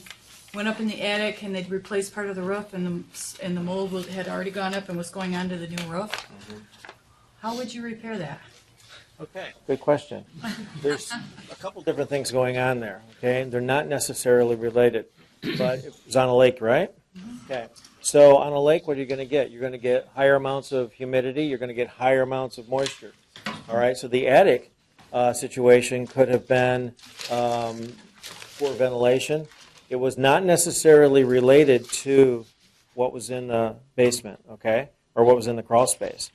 The crawl space, unfortunately, the water table was probably up and probably down, and when they came in there that one particular time, it was probably up. And what happens in those situations is the crawl space, now you have to look at it like, okay, I can't do a standard crawl space fix. Standard crawl space fix would look like putting down, sheathing down, and literally putting a moisture barrier on the either the dirt or the concrete or whatever is in that, how that crawl space is designed, all the way up to the sill plate where the house, actually the wood rests on.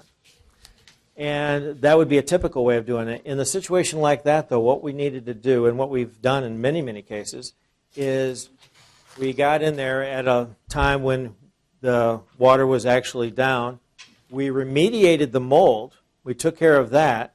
And then what we did was we used closed cell foam to literally seal all of the wood on the underside of that home, because we couldn't regulate the water table, but what we could do is seal all of the wood from being exposed to moisture, all right, with the closed cell foam. And I actually did a really great job for them, because not only that, but it insulated it as well. The closed cell foam we did through a company called Airtight Insulation, and they the foam itself does not allow moisture to permeate it.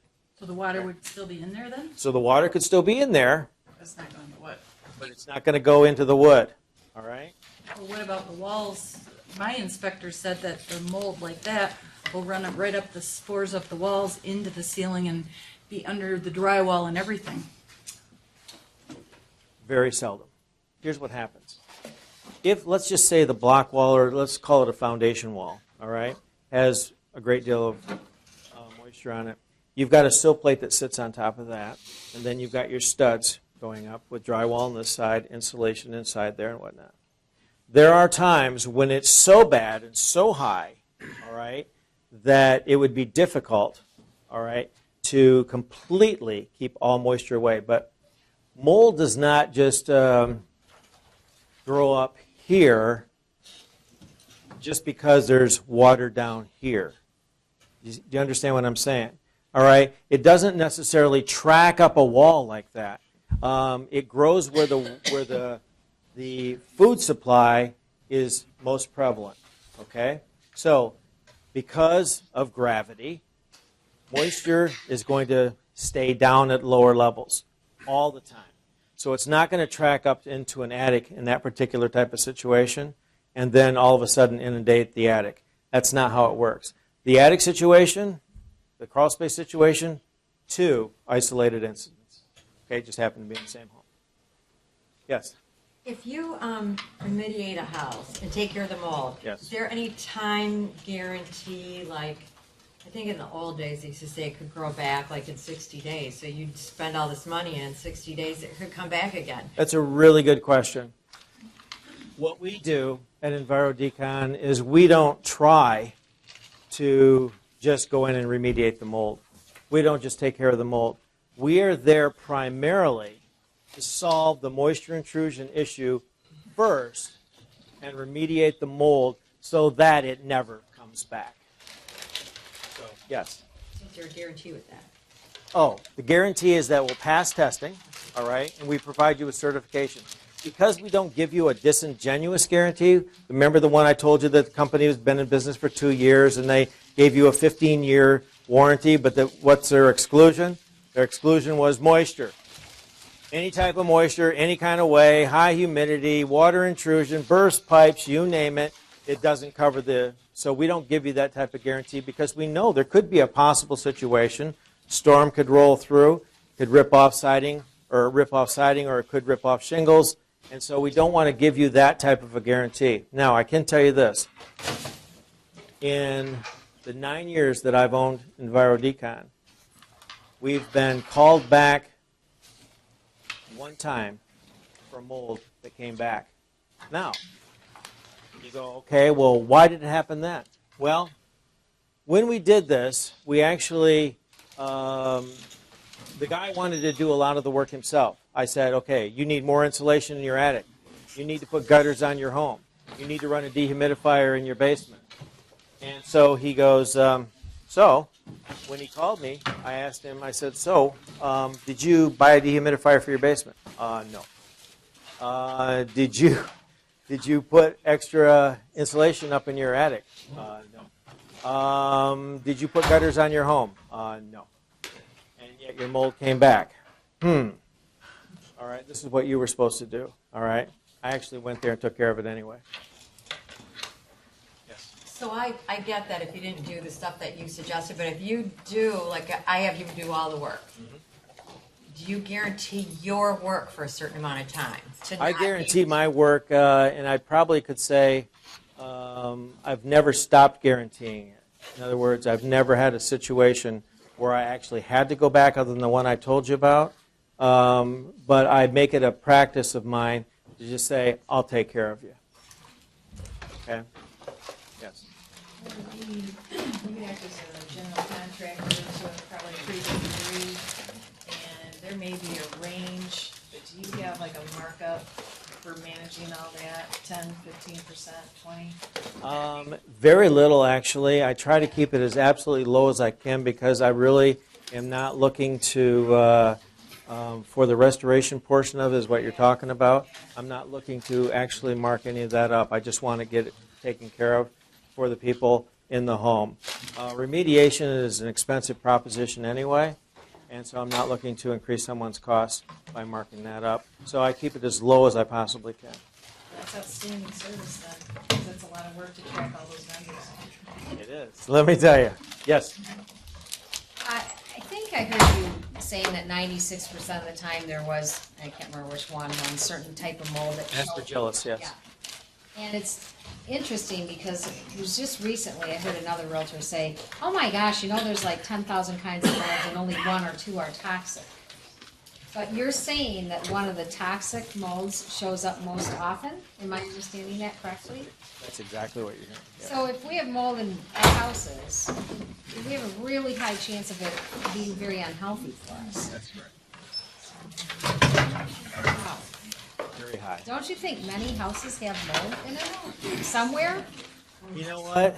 Out of this room, I would say probably 75 to 80%. I mean, I know I've scrubbed mold off my basement walls before and turned the dehumidifier on, then got mad at the electric bill, unplugged it, gone through that circle, but never thought much of it being dangerous because the 4 of us haven't croaked together. And I totally get that. Yeah. And you get actually more danger in cleaning it than you get in not cleaning it. And that's the bad part. Okay. When you clean it, it doesn't like it, and it's going to produce more spores and toxins and put them into the air. See, it's actually the air we breathe that's the reason we're getting rid of mold, isn't it?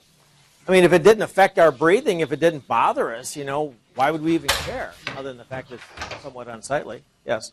When they replace, the drywall in there, did they go 4 feet up, or did they go all the way to the ceiling with the drywall? In this particular case, it was about, I think, 5 feet up. Okay, so usually where the mold's prominent. Right. What we do is we actually take it up only as far as we need to. We want to make sure, though, that when we do take it up, however far we take it up, that there's no evidence that there's any mold at that particular level. And do you spray in there, any chemicals? Actually, what we did in this situation, this carpet that was down in here actually had mushrooms growing in it. And so we removed all the carpet. We removed I'll go back to that picture before. All right. Removed so you can see, it was actually, see that spot down there? It was actually growing right there on that spot on the carpet there. And so we removed that up, all of that around there. The entire room was the same way, all the way around. And so we removed all of that. And when we did that, we used our product, the Easy Decon 200. We foamed all the surfaces behind that wall, the stud walls and everything. We also foamed that entire floor because our product will actually penetrate into the concrete as well. The reason that we don't try to save drywall like that, because we probably could if we really wanted to, is it because it's less work to actually replace it than it is to try to save it. Yes? Couple questions. You mentioned before on the crawl space you use spray foam to encapsulate underneath. And then you've also used it in instances like this. Is that the foam does not grow the mold whatsoever? No, what the foam that I was talking about foaming, this was we're actually taking the product, we're putting it through a compressed air machine and creating a foam with the product so that it dwells on the surface. Okay. So that's, yeah, a different type of foam. Different type of foam. One more follow-up. Okay.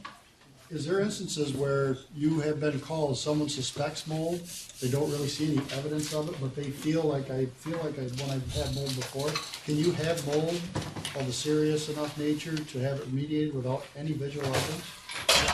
I mean, My friend was the perfect example. Even if you open it up and don't see anything, can there be mold if there's no visual evidence anywhere? No visual evidence anywhere. That's a good question because it's really based more on no visual evidence that you've found. All right. In a situation, let's look at a situation here where someone had mold in their home. They'd cleaned up, maybe they'd even removed the drywall and whatever themselves. All right. But yet now all the toxins are in the air. They've taken care of the water situation. So all that really needs to happen is their air just needs to be cleaned. In those cases, we'll just come in and do a fogging in the entire home, completely clean the air, give them pristine air, and because all of the other issues have been taken care of. So that's what you're looking at there. Any other questions? Yes? You probably missed this, but if you were to go out and test a home, what's the cost to have a test? Good question. We don't do our own testing. So we're going to bring in a third-party company. That generally is going to run you about $300 to $350. Any other questions? All right. Yes. Go ahead. Someone calls you an average remediation range, 5,000 to 10,000? No, average would probably, I think last year our average was 2,100. Thank you. Yes. If you have small amounts of mold, like maybe on the ceiling in the basement, my inspector said you can touch it up by washing it with bleach and painting it with Kills. Is that true? No. No? Well, you can make it look good, But it's not gonna stop it? but you're not going to stop the mold. The reason that mold can grow through the kills, which it will, there's other antimicrobial paints that will grow through as well, because it's still getting its food source from the actual wood. All right? So that's still its food source, so then it just pokes its ugly little head right out through it. You don't even know how many attics I've been into that have been all painted over with antimicrobial paint and all the mold's still growing through because they never took care of the roots of the mold. Yes. Can you cut parts of the drywall out if there's like a spot or something? Can you just cut around? Yeah. For instance, in this particular situation, we didn't necessarily have to take this 4 feet up right here, okay? No mold was growing right here. All right, so, but in this, it was easier for us to put in a sheet of drywall here than it was for us not. All right, so it was just a simple thing, but yes, you can cut around it. Any other questions? All right, I'm not even sure what I have left here.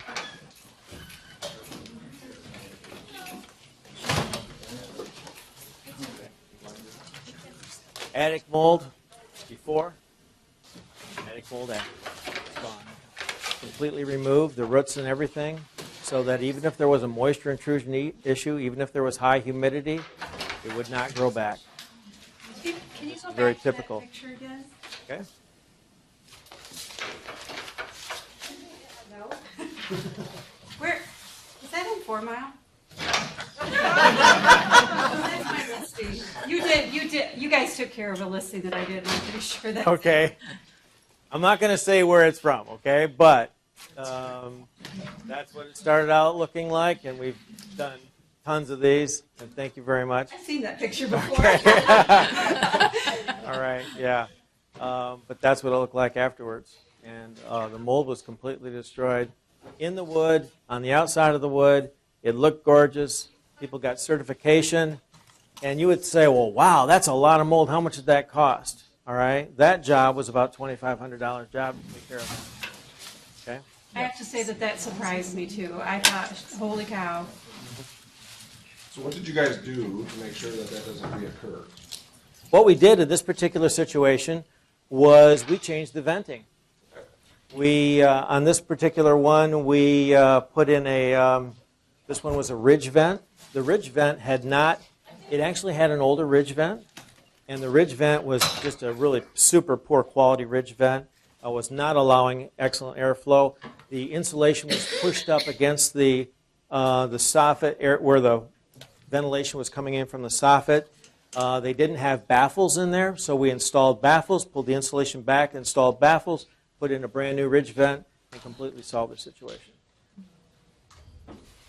Yes. Is some of that mechanical removal and then chemical, or is it all chemical? Or? That's all chemical. It's all chemical. And that's why we can do it so much less expensive. Keep in mind the products that we're using are green, earth-friendly products, 100% biodegradable, non-toxic, non-corrosive.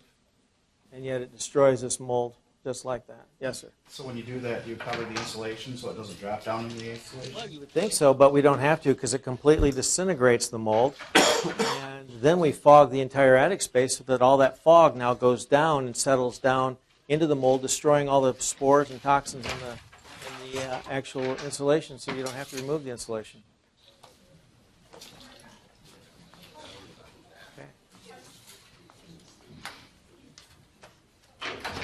Fruit for use in restaurants. Was called to a restaurant. I'm not going to tell you the name. He wanted the white truck. Anyway, he had a neurovirus. Okay. Now, a lot of these people miss the best part. I'm going to talk about it right now. You don't want to miss this part. All right, we got all hung up on mold, but I'm going to talk to you about something, and I'm talking to you about odors. Cat odors, dog odors, smoke odors. Skunk, doesn't matter. All right, we completely destroy the odor. We don't cover it up. The product that we use, the very same product, literally breaks the chemical bond that causes that to be what it is. In other words, when we destroy cat urine, we are destroying the cat urine because we're breaking the chemical compound that actually makes it urine and causes it to be inert elements. It's an entirely different approach, and it's super effective because we can put it, somebody, little Tabby, got over in the corner here, and whoops, black light shows it up. Oh my gosh, they didn't even recognize it. So we simply pulled the carpet back. We were able to treat the concrete, treat the pad, treat the carpet, put it all back in, done deal. Okay? We fog the air for odors as well. Smoke odors. Somebody invariably smoked in their home. Now, have you ever walked in somebody's home right after they finished cooking fish dinner? Destroys those odors. Anything that you can imagine as far as an odor, we can destroy using our product. Sometimes the smoke odor, somebody's been smoking in a home for decades, 3 to 4 packs, okay, and the walls are screaming with nicotine. In those cases, we have to treat it like a meth lab. We simply foam all the surfaces, let the product just go right in, completely destroy the nicotine and the smoke smell itself, fog the air with our product, and completely eliminate the smoke odor. But it is more expensive to do that.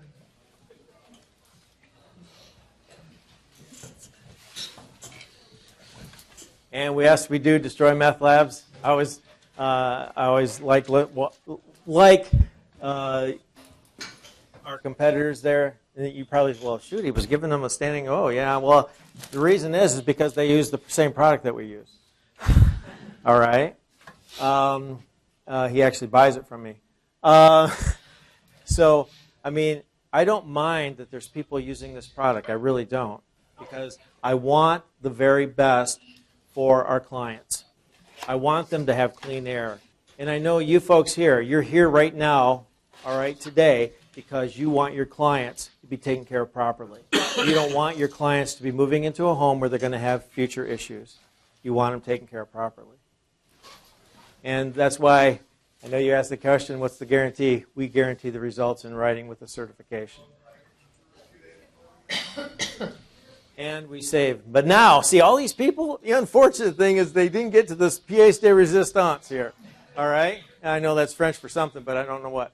But anyway, virtually every broker here who handles REOs, who handles foreclosures, Fannie Mae, Freddie Macs, they're going into properties and they're having their realtor prep people go in there and prep the home, trash it out, do all kinds of things, get it ready for selling.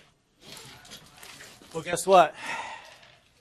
About 3 weeks ago, myself and 3 partners got together and said, you know what?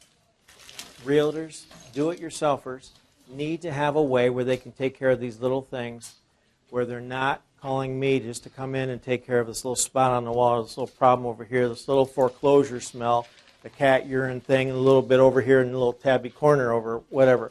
So what we did was we put together this kit. This do-it-yourself mold, odor, and toxic remediation kit, all right, for your house, apartment, or commercial property prep people. It's designed for you. It's $5.99. Designed for you. And here's what it has in it. It comes complete with the mask, the goggles, the filters, the nitrile gloves, instruction DVD, professional fogger, and 2 gallons of the very same product that we use. And you say, I had somebody say, well, why would you give that to people to use instead of using using EnviroDecon? Why would you do that? The reason that we did it was because we know that someone's going to be putting some bleach on. We know that someone's going to be trying to paint over it. We know that all these things happen. We know that they're not going to call us in for this little spot over here. All right? But wouldn't it be better if you could actually take care of the odors, take care of those little spots, take care of those little problems, be able to do it yourself with your own prep people taking care of that for you. It's brand new. You can order it at justfogit.com. How long does it take to get that? Can we order and next day pick it up? Or? Pretty quick, yeah. I actually keep them on stock. Keep in stock, so. Well, that's a less scary option, too, if there's just a couple of spots Absolutely. in the attic that were mentioned in the inspection, then for them to feel like, oh my God, I've got to call somebody in and it's going to be thousands of dollars. Right. Now, the medium-sized to the larger-sized jobs, you're still going to call us in, okay? Because there's a certain amount of expertise and knowledge and understanding, and then correction as far as the situation. But for the small little things, you walk into a foreclosed home, and you've all smelled the smell, okay? And it's just stale, and it's just, what the heck, you know? And you're looking, okay, am I going to replace the carpeting? What do I got to do to get rid of the smell? Where it could be simply just a very simple fogging situation. Yes, somebody had their hand up. How does the fogging affect the furniture? I mean, We fog homes day in and day out, and no issues because it does not stain it. You don't even have a residual wet type of surface or anything like that. All right, when we're done, we put it on a very dry fog, yes. Do you recommend cleaning past that then, just a general wipe down, or not necessary? Don't even need to. The product goes completely biodegradable, completely inert. So not even need to, yes. so would you come out and test then and see if they needed this kit, or to see if they we can arrange for that, certainly, that we can come out and test. We don't test ourselves, though, but we can certainly, we do this for you guys, and we give you free inspections all day long, every day, no charge, okay? So you understand that. That means that whatever the situation is that you feel like you need to have addressed, we can come out and address it. There's no charge to you. As far as your question, as far as this kit goes, this is a situation where we will come right to your office. We'll talk with your broker. We'll actually do a presentation and do similar things in a very shortened version, 15, 20 minutes. Let you know exactly what we can do as far as the remediation portion of it, and let you know what you guys can do as far as the do-it-yourself just fog it kit. I saw a hand over here. My question is specifically about like smoke in a house that has residue, smoke residue on it. Does the fogging take care of that, or do you still need to wash down the walls and everything? It really depends on how long the people smoked in the home. If you see nicotine on the walls, pretty much got to foam the entire home, all right, with our product. Because the product literally goes right through the paint and completely destroys the smoke smell that's embedded in that drywall. All right, so there may be a need in some of those situations where the carpeting is just not worth saving because it's been so heavily smoke damaged. But in some situations, with just light smokers and stuff like that, the fogging would be all that's necessary. Yes, Did you say you did free inspections? that's correct. Do you have any business cards you're handing out? Yeah, actually, did you get that brochure? It's got my business card on there. Actually, that business card has my own personal number as well, so feel free to call me at that number. Yes. I am so sorry to sound like I'm being pushy, but I'm running out of clock here. Is there a way to have people stay later for questions if you still have a video? Because I don't want to miss what you have, and I know I need to leave. Like, are you going to show this video or? It's a very short video. Yeah, I'm just wondering if we could ask people to stay after. I'm going to be here. I'm going to be here for as long as you guys have questions. So I'll be glad to talk to each one of you individually or in a group or however that works out. Can I go to your mom's? All it is just a simple, hi. I need a mold inspection. No problem. All right, I'm going to show this video. And this really, you're probably going to go, okay, why are you showing this video? Because remember 2 years ago? Remember where we had all the flooding? Yes. All right. I actually became slightly more well-known at that point. Now, I do want to have this caveat on this. It looks like I'm really tall in this video.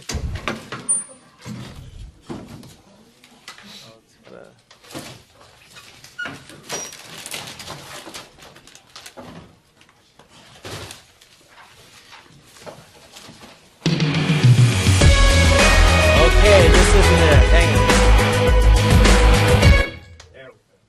Well, the flooding situation. Now, I want you to look at the slope here. Okay? Not on the screen. Not on the screen. Is that showing up on that? No. Okay. Situation here in West Michigan, it continues. Okay, then. I don't know what to do about that then.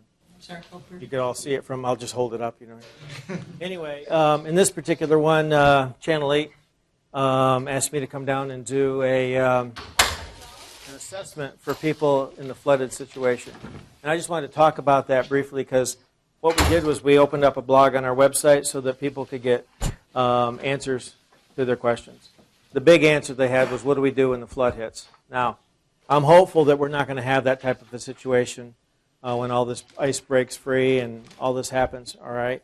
But in case it does, the most important thing for you to remember for your clients is to get the water out, okay? Water is the main issue when it comes to mold. So the faster you can get rid of it, the better. But anyway, this was simply a video that I did for Channel 8. I was going to joke about it because I was going to say, well, see how tall I looked in this video? But I guess that didn't work too well because I'm standing up here. Maybe I look taller. Who knows? Anyway, bottom line is for everything that you guys need, for your clients' needs and everything, EnviroDecon has become the go-to contractor simply because we can do it better and we can do it faster and we can do it for a lot less money than traditional remediators. So thank you all very much. I know I did go over. Oh my gosh, 25 after. I did get started late though. You remember that part, right?